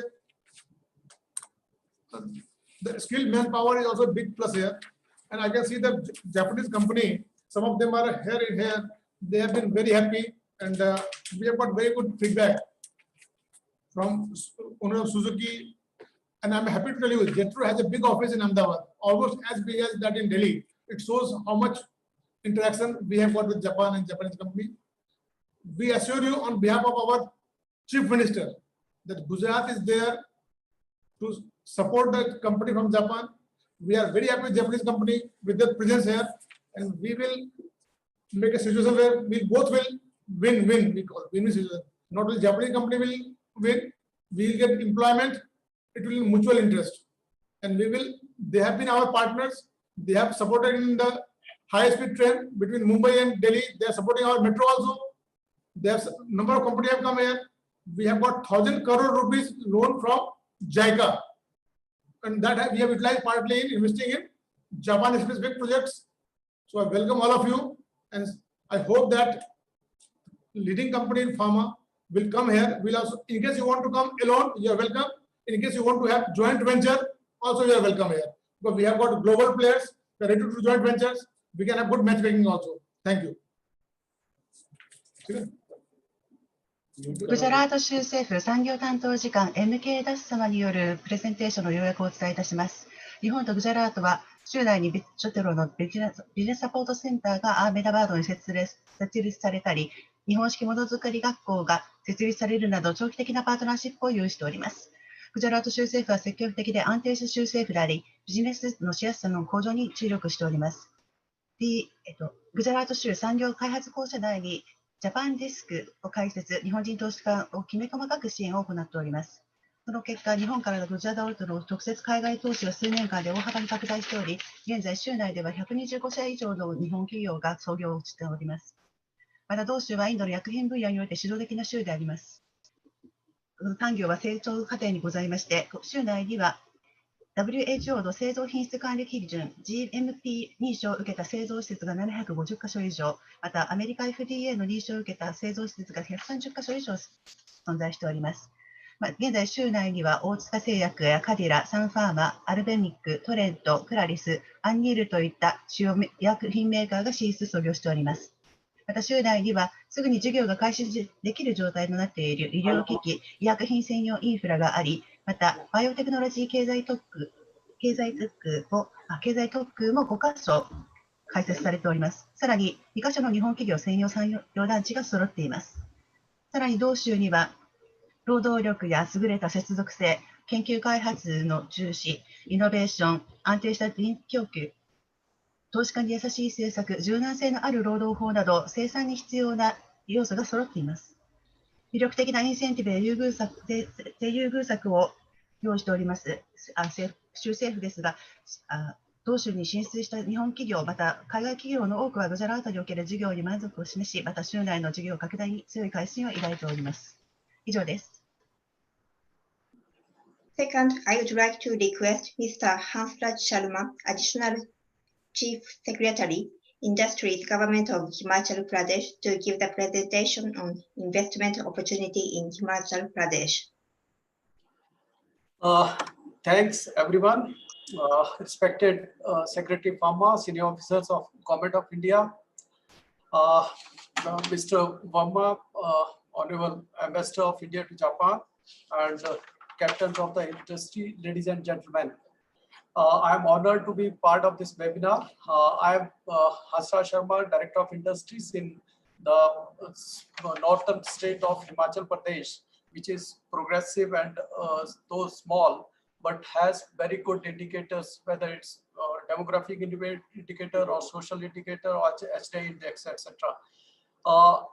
We are power surplus state, and we have 100% electrified villages. That's there, and we are the fruit bowl of India.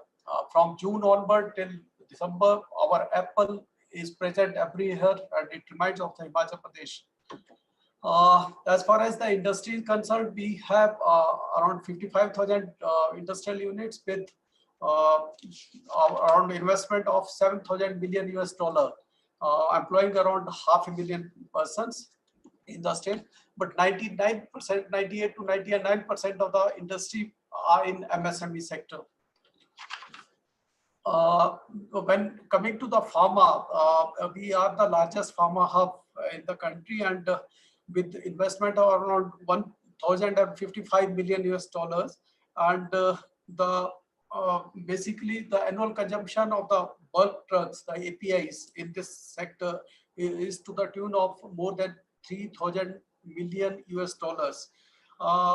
As far as the quality side is concerned, we have the 15 US FDA approved units and more than about 180 WHO GMP approved units in the state.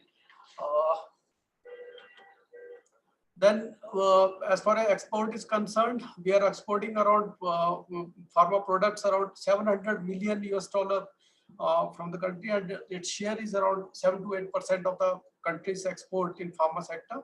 For state, it's around in the from the out of state export, it's around 48% from contribution from pharma sector. When you come to the pharma, you name any company of the world, and it has presence in Himachal Pradesh. Some of the names are mentioned here. Then coming to the bulk drug, actually, we are pursuing the proposal of the bulk drug park with Government of India very aggressively. In principal approval has been given in Bombay for the establishment of bulk drug park, and we have identified around 430 acres of land. The situation is just around 1 hour drive from international airport at Chandigarh, and it's about 10 to 14 kilometers from the nearest railway station.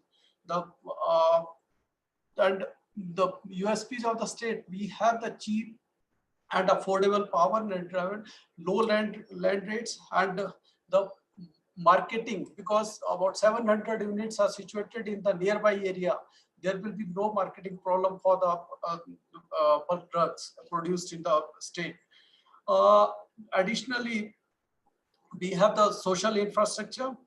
We have in and around 5 universities in that area within 20-30 kilometers, and labor hostels, and upcoming pharma testing lab, which will be operated in just combination with NIPER under expertise of NIPER Wali.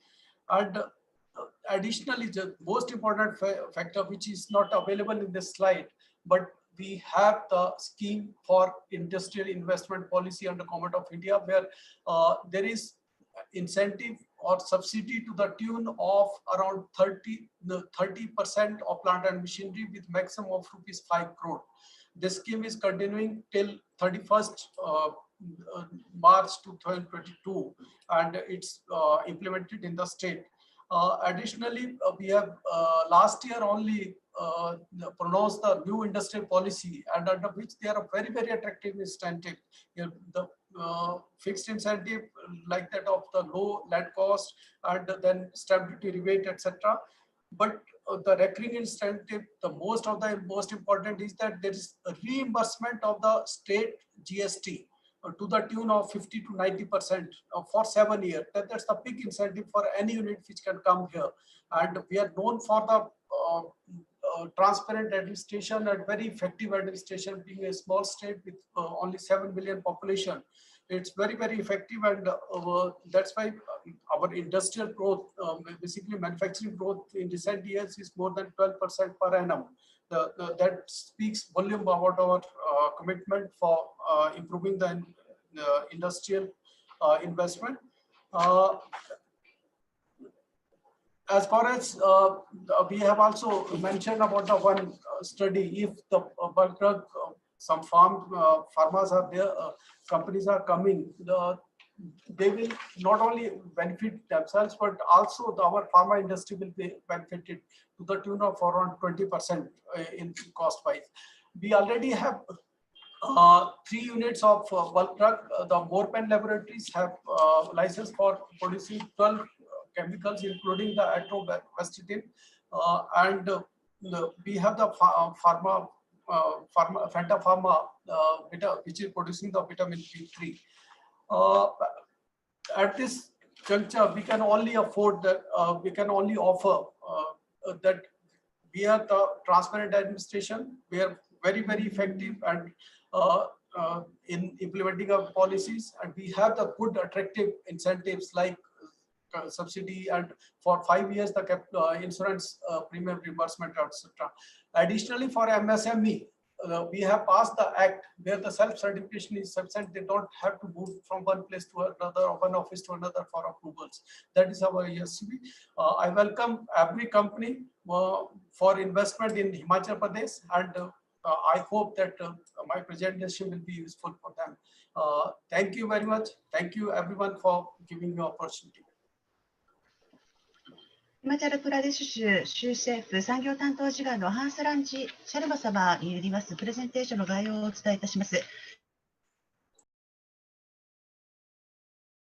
ヒマチャルプラデシュ州はリコセスといった巨大市場に非常に近い場所にあります。また、このヒマチャルプラデシュ州ですが、農業州としての需要場だけでもなく、医薬品産業のサイズでも注目を集めるところでございます。州内には7700の製薬工場がございます。また、州内にはさらにその中の15の施設が USFDA 認証を受け、180の州施設が WHO の認証を受けております。インド最大の医薬品ハブとなっておりまして、インドの医薬品の3分の1以上が同州で生産されたものです。また、同州の電気や土地代が非常に安いことから、製造コストの削減、大幅削減が見込まれております。インド国内に拠点を設けることで最大 20% の費用削減が可能になると思われております。医薬品原薬の価格の提案などもされておりまして、それにまた州政府や中央政府によりますさまざまなインセンティブのおかげで、ドクター・レディースやジョンソン・ジョンソンといった世界的企業が同州に進出して拠点を構えております。皆様からの同州にヒマチャルプラデシュに対する投資をお待ちしております。何かわからないことがございましたらばお気軽にお寄せください。以上です。Third, I would like to request Ms. Neera Mahanam, Secretary, Industry and Health Government of Goa, to give the presentation on investment opportunities in Goa. A very good afternoon to all the dignitaries attending this webinar, both from India as well as in Japan. I would like to run through some of the salient points regarding why Goa looks forward to investments from Japan and what is it that the small state on the western coast of India has to offer to Japanese companies. A few pointers to begin with. Goa has a gross state domestic product, which is growing at a rate of 13%, which is more than the national average. We are the fourth largest pharma producer in the country. We have always been a traditionally recognized and acknowledged pharma hub. About 12% of India's exports of pharmaceuticals is accounted for by Goa. And out of all the manufacturing of pharmaceuticals that we do in Goa, 70% is exported. Our exports account for as much as $1.58 billion US, and the export plus domestic market accounts for $2.24 billion US. We are a coastal state. We have a seafront as well as very robust waterways, inland waterways. In fact, the inland waterways of Goa, 6 rivers have been identified as part of the National Waterways Network. We also have a very robust policy to encourage industrial investments and the development and establishment of industries. We have 23 designated industrial estates. Though we are a small state, we have 23 industrial estates which have been dedicated and set aside for the development of industry of various sectors. And we have quite a lot of land on offer as well across these 23 industrial estates. We have as much as 24 lakh square meters of land on offer, out of which 12 lakh square meters have also been kept apart and aside for the pharmaceutical and medical devices manufacturing industry. Our population is one of the most literate populations in the country, and we have very good human development indicators. Goa is always the first amongst the first 3 to 5 states of the country, whichever human development index is taken into account. We also have a very assured and regular power supply. Moving on to certain other points, which I would like to highlight as the USP of Goa, as to why companies should invest in Goa. We have been doing very well in terms of developing our traditional strengths. And as I've already mentioned, pharmaceuticals is a traditional sector here in Goa. We have the presence of many global companies in Goa. Just to run through the figures, we have about 63 manufacturers of allopathic medicines, and we have large volume parenterals, around 6 manufacturing units. We have the presence of global MNCs like Zydus Cadila, Cipla, Abbott, Unichem, Sanofi, Pfizer, Lupin, Glenmark, etc. So Goa has always been acknowledged as one of the... Please move your slides.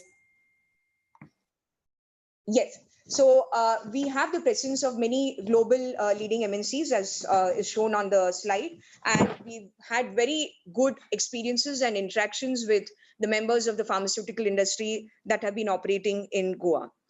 We have also, in the recent past, taken a lot of initiatives to develop Goa as a skilling and education hub. The skilling hub, go to the previous slide, please. The skilling hub concept is based on certain synergies that we have evolved between academia and industry. We have the presence of the National Institute of Technology here in Goa. We have the presence of IIT Goa, which has now newly been given a permanent campus.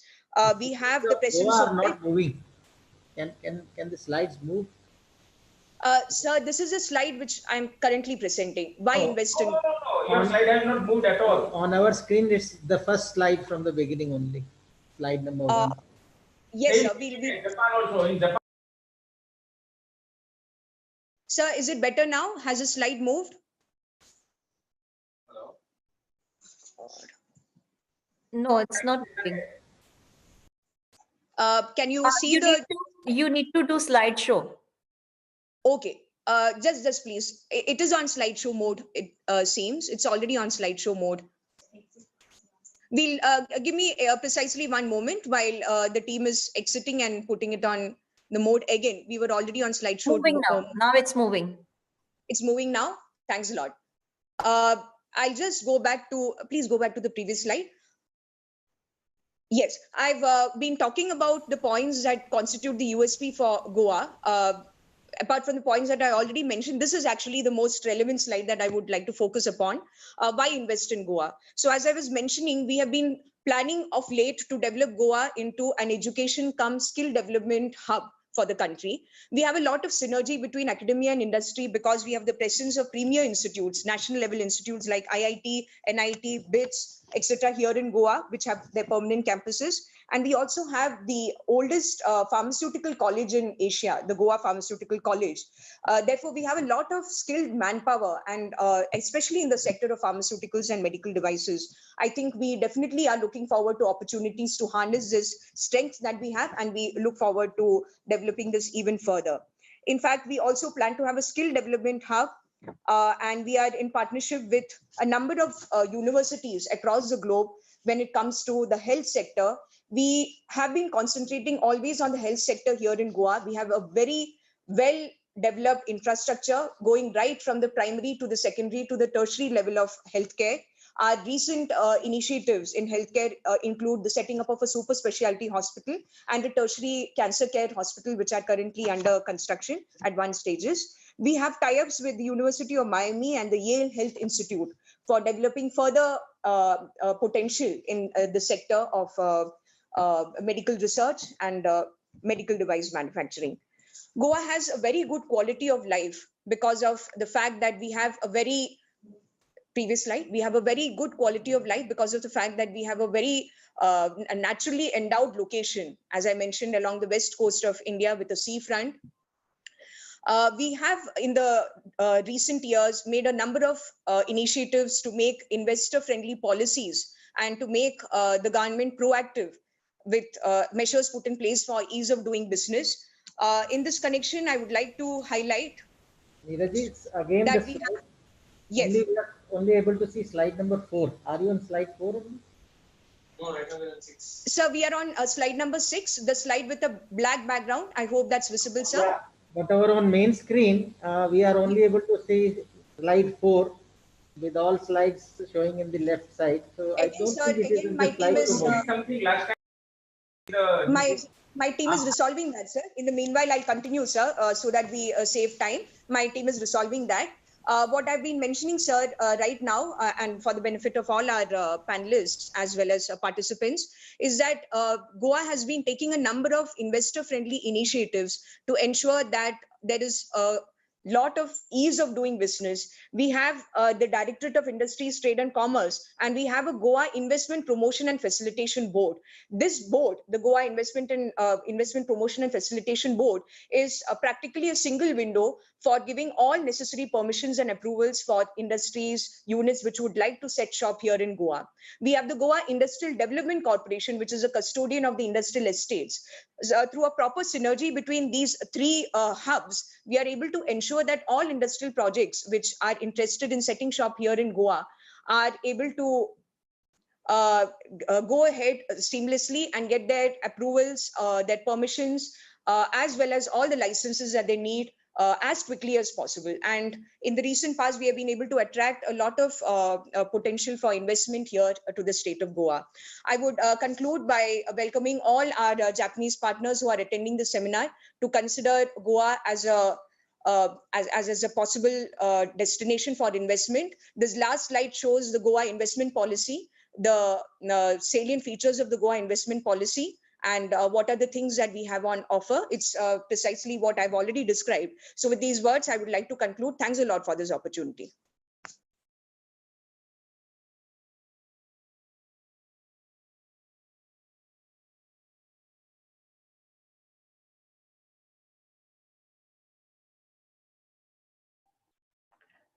Hosino-san, please unmute. Sorry. 欧州政府ヘルスケア担当次官ニラ・マハナン様のプレゼンテーションの概要を申し上げます。ゴア州にはインド第4位の規模を持つ製薬ハブがあり、シノフィーやサンファーマ、ルピー、シーメンスといった主要ヘルスケア企業が拠点を構えています。経済成長の著しい州で、国内平均より高い年平均 13% の成長率を記録しています。州内には空港やモルゴア空港に連接し、鉄道アクセスにも優れた240万平方メートルの事業用地があります。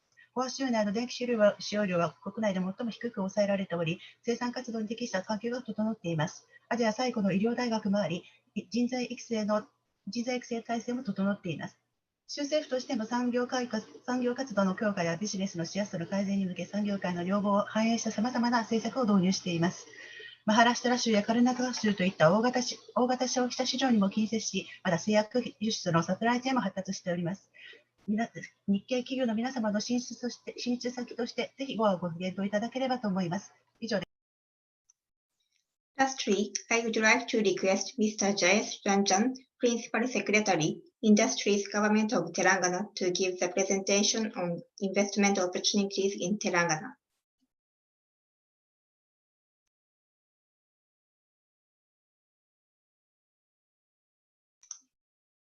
Mr. Jayesh.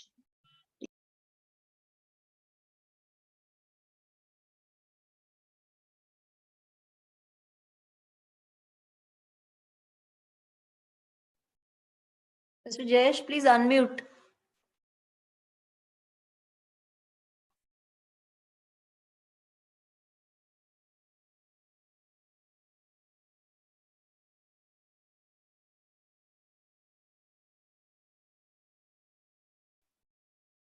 Mr. Jayesh Ranjan, please unmute. Yes, sorry about it. Hi, this is Jayesh Ranjan. I am the Principal Secretary from the state of Telangana and our capital city of Hyderabad. And I'm very happy that you have chosen to keep the best for the last. Hyderabad is the oldest life sciences ecosystem of our country. In fact, the ecosystem is now more than 5 decades old. And this is also one of the world's most renowned ecosystem. In fact, many of you will be amazed to know that the Hyderabad ecosystem, all the life sciences and the biotech companies together produce 1/3 of the global vaccines. Not the biggest in India, not the biggest in Asia, but the third biggest but the biggest in the whole world. Similarly, we have a large number of, in fact, 800 plus life sciences companies, which includes bulk drugs, formulations, APIs. We produce 40% of the country's pharma production and 50% of the bulk drug exports. And as I said, because this is an old ecosystem and also the biggest ecosystem, we have today companies from 18 different countries who are part of this ecosystem. So I feel very proud to share all this statistic with you. We have a number of Japanese businesses also, as you can see on this slide. We have Tokyo Chemical Industries, we have Hitachi, we have Toshiba, and so on and so forth. And we'll be very happy to provide home to more number of Japanese companies also. Apart from the... Move your slides. Yes, please. Apart from the physical infrastructure and the industrial ecosystem, we also provide a very strong social infrastructure. We are considered to be the best state in the country for ease of doing business. In fact, we have a law in Telangana which is called TS-IPAS, and under this law, companies are permitted to start the physical construction of their industries right on day one. They do not require any approval, any permission. All approvals and permissions are guaranteed when they are ready to begin their commercial production. And these are provided to them in 15 days flat. The government also takes complete responsibility at our own cost of providing the manpower that is required by the industries. And as other state representatives pointed out, we also have a very competitive package, a very attractive package of incentives. And one very remarkable thing is that we have noticed this in the last 5 years, that you can see lots of companies at the bottom of this list. Most of them are top of the line global companies, and they have not only invested once in Hyderabad and Telangana, they have made multiple investments. So this is something which we feel very, very proud about. We have started a very ambitious project of developing a dedicated industrial park for life sciences. We already have what is called the Genome Valley, which is where we have more than 200 plus companies. But to ensure that we provide good quality infrastructure to the ones who are going to come now, we are in the process of setting up the world's largest pharma cluster spread over 19,000 acres. And I would like to re-emphasize this. This will be the world's largest cluster. Not, as I said, the largest in India, not the largest in Asia, but the biggest in the world. This will support all facilities for manufacturing and R&D. And I'm very glad that the representative from the Traders Association mentioned that there should be an integrated API manufacturing cluster which will ensure uninterrupted production and supply of APIs. So our pharma city is aimed at doing exactly this. And we'll be very happy to partner with the JTA, the Japan Traders Association, to ensure faster clearances, priority consignment shipping. And we would also like to offer space to them free of cost in this industrial park. And all the clearances which are required at the national level or at the state level, these have already been obtained for this particular park. We also have regulatory offices as a part of the cluster for US FDA, for PMDA, for EMA, MHRA, etc., etc. We have the investment potential of 9.7 billion and potential to create employment in hundreds of thousands. This will not be the biggest, but one of the best integrated pharma clusters. And this is some of the images. And earlier when Government of India senior officers spoke about the national programs that they're rolling out for API manufacturing, this particular park, the Hyderabad Pharma City, is the front runner in this regard. I would also like to share with you that while we are synonymous with life sciences, we have also started focusing on medical devices, and the country's largest medical device park is also located in Hyderabad. More than 25 companies have set up their units in this park with focus on innovation and manufacturing using emerging technologies. In fact, this image which you can see on the slide is that of a company which will be producing Asia's largest minimally invasive coronary stent manufacturing facility.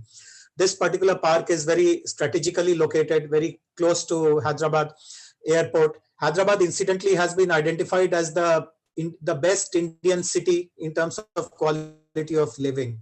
And lots of common facilities are available in this park for industries, including biocompatibility, biomaterial testing, electric safety and reliability testing, radiation testing, warehousing, scale-up infrastructure, gamma sterilization, etc. This park has the potential of an investment of $330 million. And as I said, 25 players have already set shop, and we'll be very happy to support others. We have been visiting Tokyo every year for the last 4 years. And we had very fruitful meetings with the Traders Association in the past. We had also met JFMDA representatives earlier. We saw the presentation from the Indian representative of ASI. We had met their senior leadership. In fact, we were instrumental. Telangana was and Andhra Pradesh were one state till 5 years ago. And we only were instrumental in helping them set that great facility in Visakhapatnam. So our proven track record should be something which all of the participants here, the Japanese companies, the Indian companies, should really benefit from. Our contact details are provided on this slide. We have a full-fledged life sciences wing in our government, headed by a professional from who has a very deep understanding of the life sciences ecosystem. And we are always available to help and guide and facilitate and answer your further queries and clarifications. So do check us out whenever you take a decision to move into India. Thank you very much. テランガナ州政府産業担当首席次官ジェイシュ・ランジャン様によるプレゼンテーションの要約をお伝えいたします。テランガナ州は古くから医療関連産業が盛んな州でございます。中でも特にハイデラバードには医療関連企業が多く集積しております。現在、州内では800社日系や外国企業、800社以上の製薬企業やバイオテック企業が創業しております。また、州内ではハイデラバードでは世界におけるワクチンのうち3分の1が製造されております。テランガナ州では TSI パスプログラムという独自のプログラムを実施、州内のビジネスのしやすさを査定する取り組みを行っております。また、医療産業がもともと盛んな地であることから、ハイデラバードファーモシティという新しい産業団地の構築にも取り組んでいます。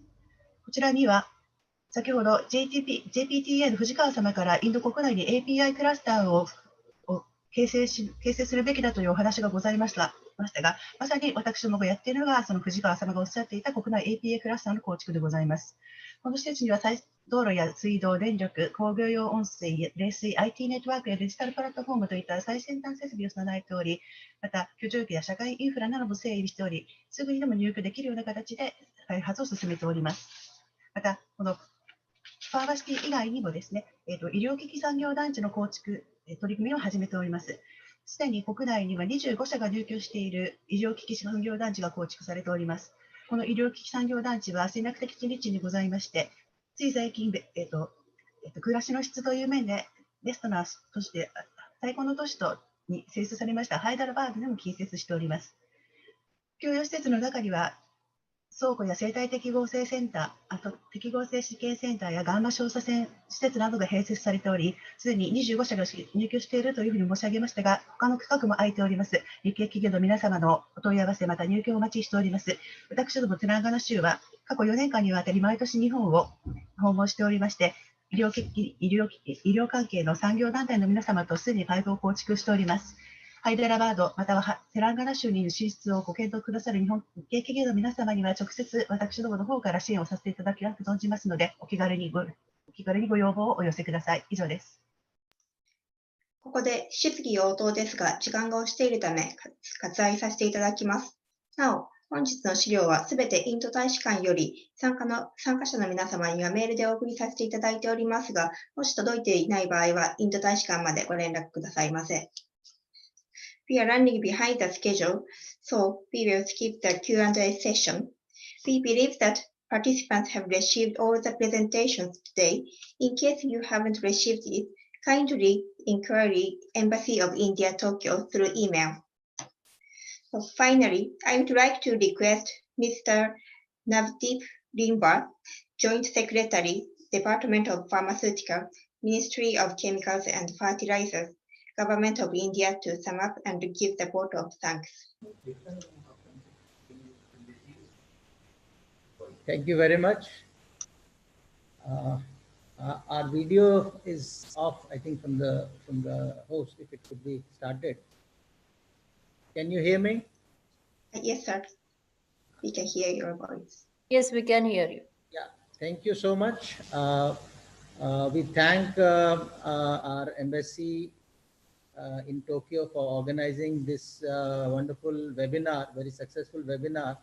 I thank our Ambassador Excellency Sanjay Verma ji, our Secretary, Department of Pharmaceuticals, Dr. P.D. Waghela ji, AC, Principal Secretary Industries Telangana, Secretary Health Goa, Principal Secretary Industries Gujarat, and Director Industries Himachal Pradesh for participating in this webinar, and especially our associations, both Japanese Pharmaceutical Traders Association, Japanese Federation of Medical Devices Associations, and all the Indian associations, Indian Pharmaceutical Alliance, Indian Drug Manufacturers Association, Bulk Drug Manufacturers Association, and IMED.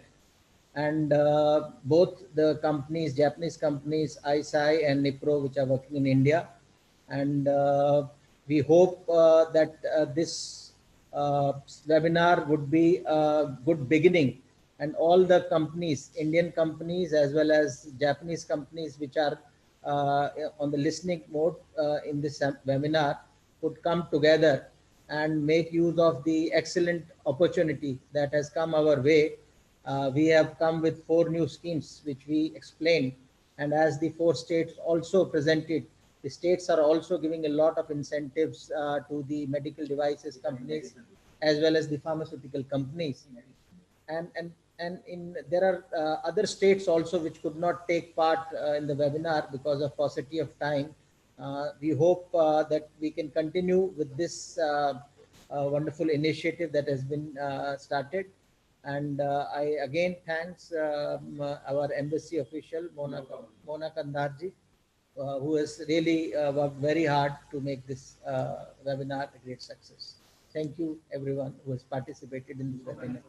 And I would once again reiterate that the Pharma Bureau that we have started in the Department of Pharmaceuticals will be sharing the contact details through our embassy with all the participants. We have the email and contact number that we'll share. So any company which is interested in investing in India in these sectors could take help of Pharma Bureau for handholding. Thank you very much. インド政府科学肥料省次官補、ナブディープ・リーマ様のご挨拶の要約をお伝えいたします。本日のウェビナーに皆様ご参加いただきまして誠にありがとうございます。インド大使館に関しましては、このような素晴らしいウェビナーを開催いただいたことに感謝申し上げたいと思います。そしてご参加いただきました各州の次官、首席次官、そして産業担当次官の皆様、日本薬業貿易協会藤川様、日本医療機器産業連合会の石井様、そして IMED、IPA、そしてエーザイ、ニプロの皆様、そして各両国の関連産業、そして関連企業の皆様、本日のウェビナーが新しい交流の輪の始まりとなり、また次のステップへの入り口になればというふうに願っております。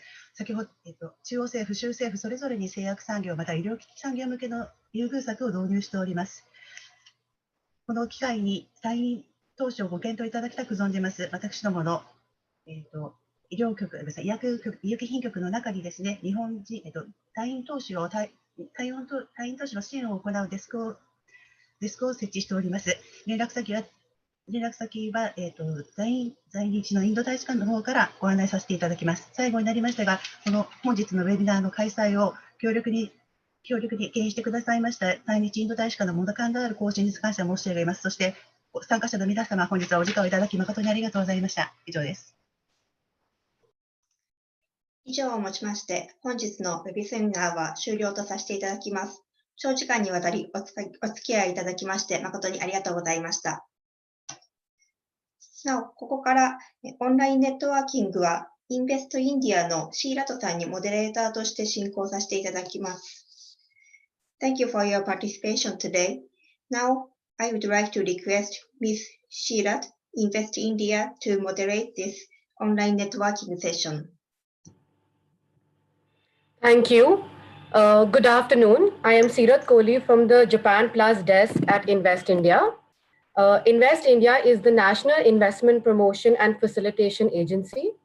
We have set up a specialized desk called the Japan Plus desk to facilitate investments and handhold investors from Japan.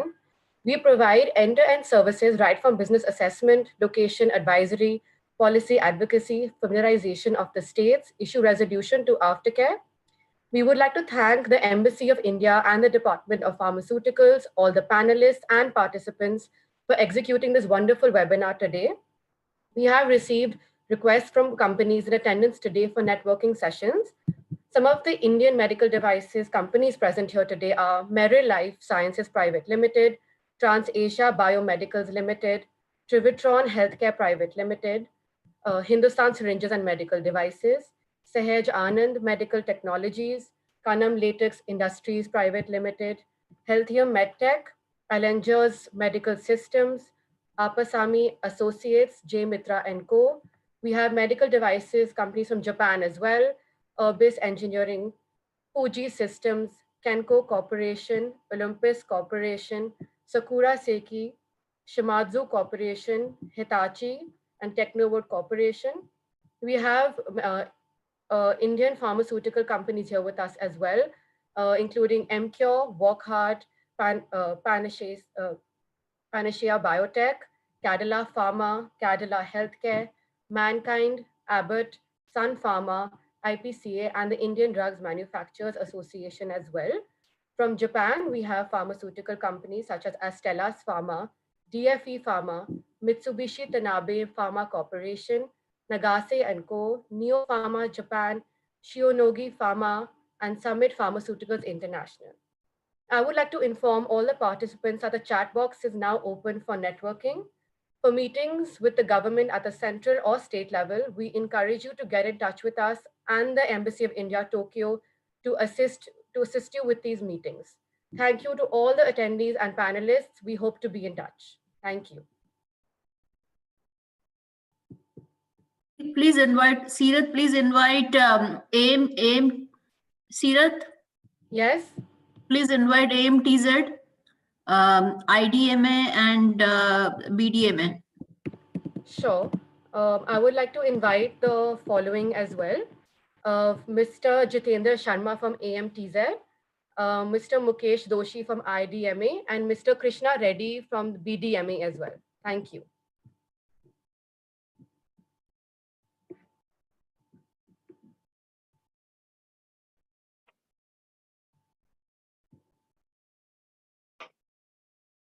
Please introduce your organization one by one. Yeah, good evening. Namaskar. I represent AP MedTech Zone in Visakhapatnam. AMTZ is India's first medical technology zone. We have about 85 partners, currently making close to 100 products, right from thermometers to robotic cardiac surgery systems.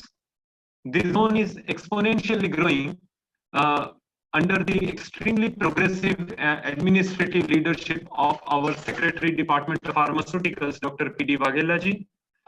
I take this opportunity to actually thank Japanese companies, and in particular, the Ambassador of India in Japan, as well as Ms. Mona, because it is a Japanese company, Tamagawa, which is supplying us 10,000 motors in 50 days so that we can meet the national demand of ventilators. I take this moment to appreciate and acknowledge your support. AMTZ and JFMDA, the Japanese Federation for Medical Devices Association, we signed an LOI in India visit to Japan in 2016. And as a result of that, we have a prestigious company like Sony actually helping us make endoscopy camera at AMTZ in India. This is just one such example, but I want to take this opportunity to tell all of you, particularly Toshiba Hitachi Group in Japan, Nipro Group in Japan, that AMTZ is currently seeking partnerships for making of CT scan tubes, a technology that is there with Toshiba and Hitachi, and also dialyzers, for which we already have a gamma sterilization plant, as my friends from Nipro had mentioned. For each of these projects, we have a committed investment as grant in aid of about $3 million US each project. And we would be very happy if through the Invest India, we are able to look for right partners in Japan, particularly for CT scan tube and dialyzer manufacturing. But AMTZ welcomes the Japanese counterparts and our medical devices friends from that part of the world. Thank you very much.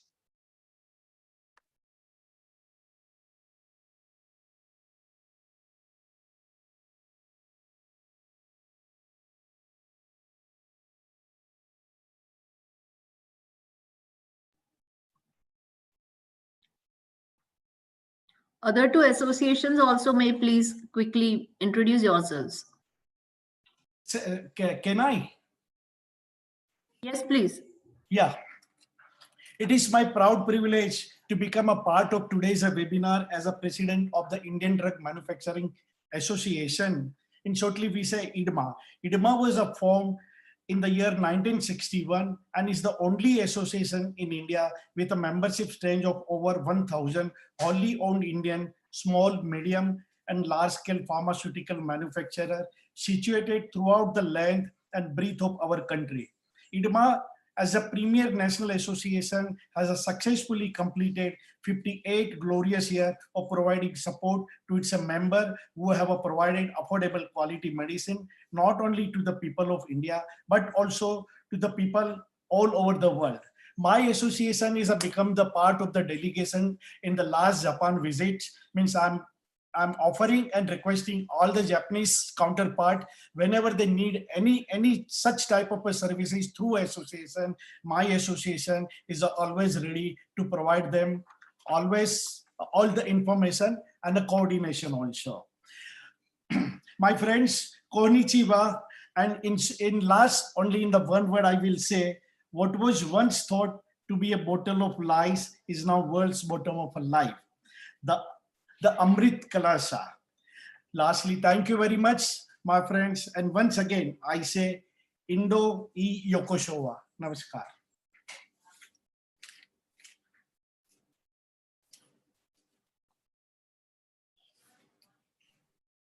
Mr. Reddy?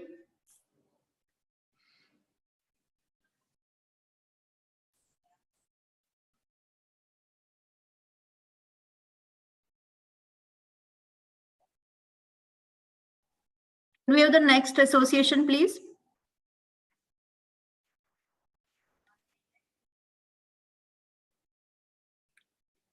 Hello.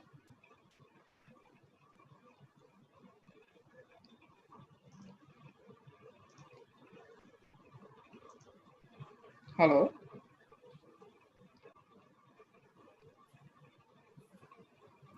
Yeah, please speak and put on your video. There's no accessible to video, so I'm currently unable to do via video. I'm just representing myself from Vocard. So Vocard is a global healthcare enterprises within Indian. It's an Indian MNC with 2/3 revenues are from outside of India. It has a strong presence of around 50 past years across 27 nationalities, and it has around 12 manufacturing facilities with 3 R&D facility centers. Our major business segments are generic, branded, generic, OTC, hospital, as well as retail. Vocard has a very strong global presence with around 8,600 employees across US, Europe, and India, and in the emerging market. Talking about the R&D field, we have antibiotics, drug discovery, biotechnology. And talking about our manufacturing capabilities, we have 12 facilities globally, which majorly deals in solid injectables, biotechnology, liquids, dry syrups, nasal syrups, and complex technology as well. Talking about the facilities, we have a research facilities in Aurangabad, UK, and US, with state-of-art biotech research facilities across. With talking about the intellectual property, we have around more than 3,000 patents filed, and around approximate 700 patents are being granted to us. We mainly deal with medicinal chemistry, process scaling, analysis, formulation, and NDDS, microbiology, pharmacology, toxicology, and in biotechnology, we deal with gene cloning, bioinformatics, protein modeling, and all major expression systems. We are number 2 generic company in retail and hospital segment in the UK. We cater to retail generic, hospital generic, and private labels in UK. We are amongst the top 5 generic companies and largest generic company in the hospital segment in the Ireland. We have very good presence in Latin America, CIS, Africa, Asia, and MENA in the emerging market. So we are already, we have few select novel antibiotics in our portfolio in the coming year. So talking about Vocard, we would really appreciate the personalities from Japan to come and have a kind of joint venture with us. Thank you.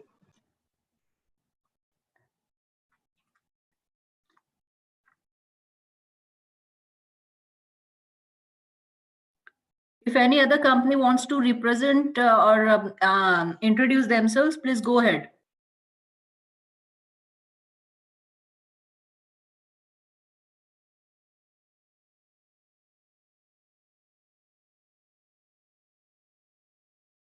I welcome all of you on this webinar, and thanks for organizing this webinar. And I see a lot of our friends are from Japanese countries also present on this webinar. I represent Sun Pharma. Sun Pharma, as most of the people are aware, we have a huge presence in Japan, and the Japan market is very close to the Sun. And looking, I think right now the best perspective right now for all of us is that government of India has gone ahead with the scheme which is making the Bharat as Atmanirbhar, means making a self-resilient supply chain. In that context, I see a lot of positive pharmaceutical companies, especially connecting with the Japanese basic chemical manufacturers. They are all part and parcel of the pharmaceutical manufacturing, and also with the Japanese research institutions, wherein we together can make a scenario where we backward integrate these kind of technologies and these kind of chemicals in India, and we supply make a fully resilient supply chain supporting the Japanese companies better. And the most of the Japanese companies always work with a model where they go with the supply chain of 6 months or 7 months in stock.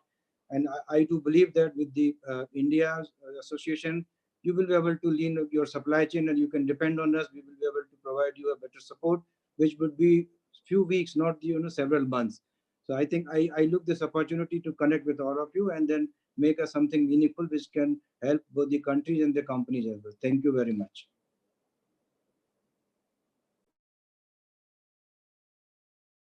Next, please. Yeah, hi, this is Natasha from Tokyo. Hello. I am working in a Japanese company who imports API from India, and it prefers to import from makers who are independent of Chinese raw material. So we have been importing for major pharma actually in Japan. So whoever are interested in providing their API in Japanese market, please contact me. I have shared my number in the chat also. We would be more than happy to contact and do the joint venture business in India. Thank you.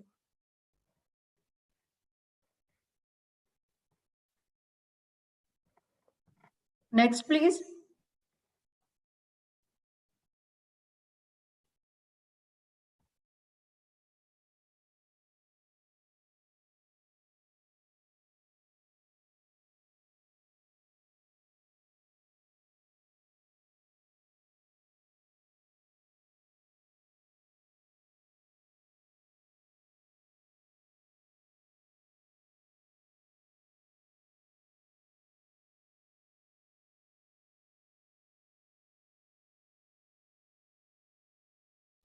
If anybody has any question about Japan or Japanese pharmaceutical companies, I think this is the chance you can ask. There are many Japanese people also on the panel now.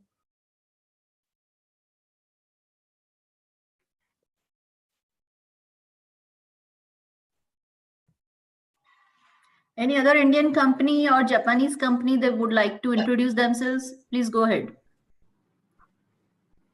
Hi, this is Harshit Jain from Panacea Biotech. Panacea Biotech is one of the largest pharmaceutical and vaccines company in India.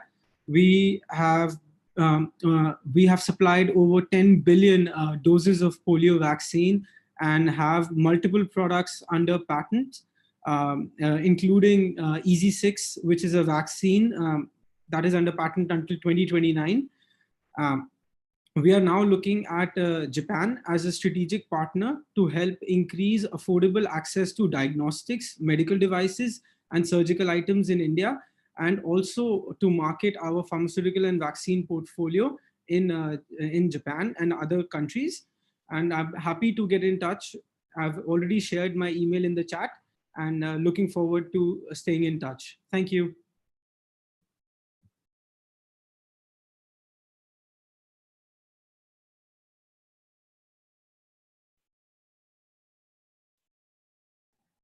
Next, please.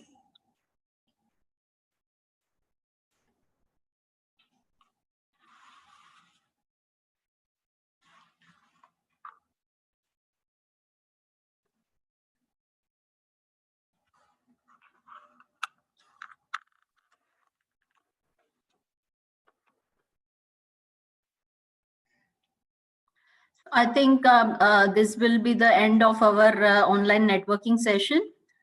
Thank you very much for all the delegates and participants for lively interaction. And we wish you all the success. We hope this webinar will be of a lot of use to you. And if you please connect with each other for your further B2B engagement. And if any support is required from Embassy of India, we will be very happy to extend all the requested support. Thank you very much. Thanks a lot.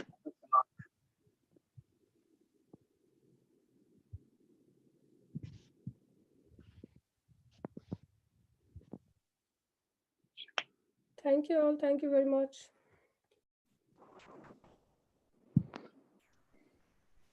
Excuse me. Good evening, everybody. This is from Embassy of India, Tokyo. So we have just shared the Google Drive links to our presentations, Japanese versions and English version of the presentations. So if anybody doesn't have the presentation links, you can find it in the chat box. Thank you. Thank you for your participation. Okay. Thank you very much. Thank you. It's over now, no? Sir, over. Over. Namaskar, sir. Namaskar.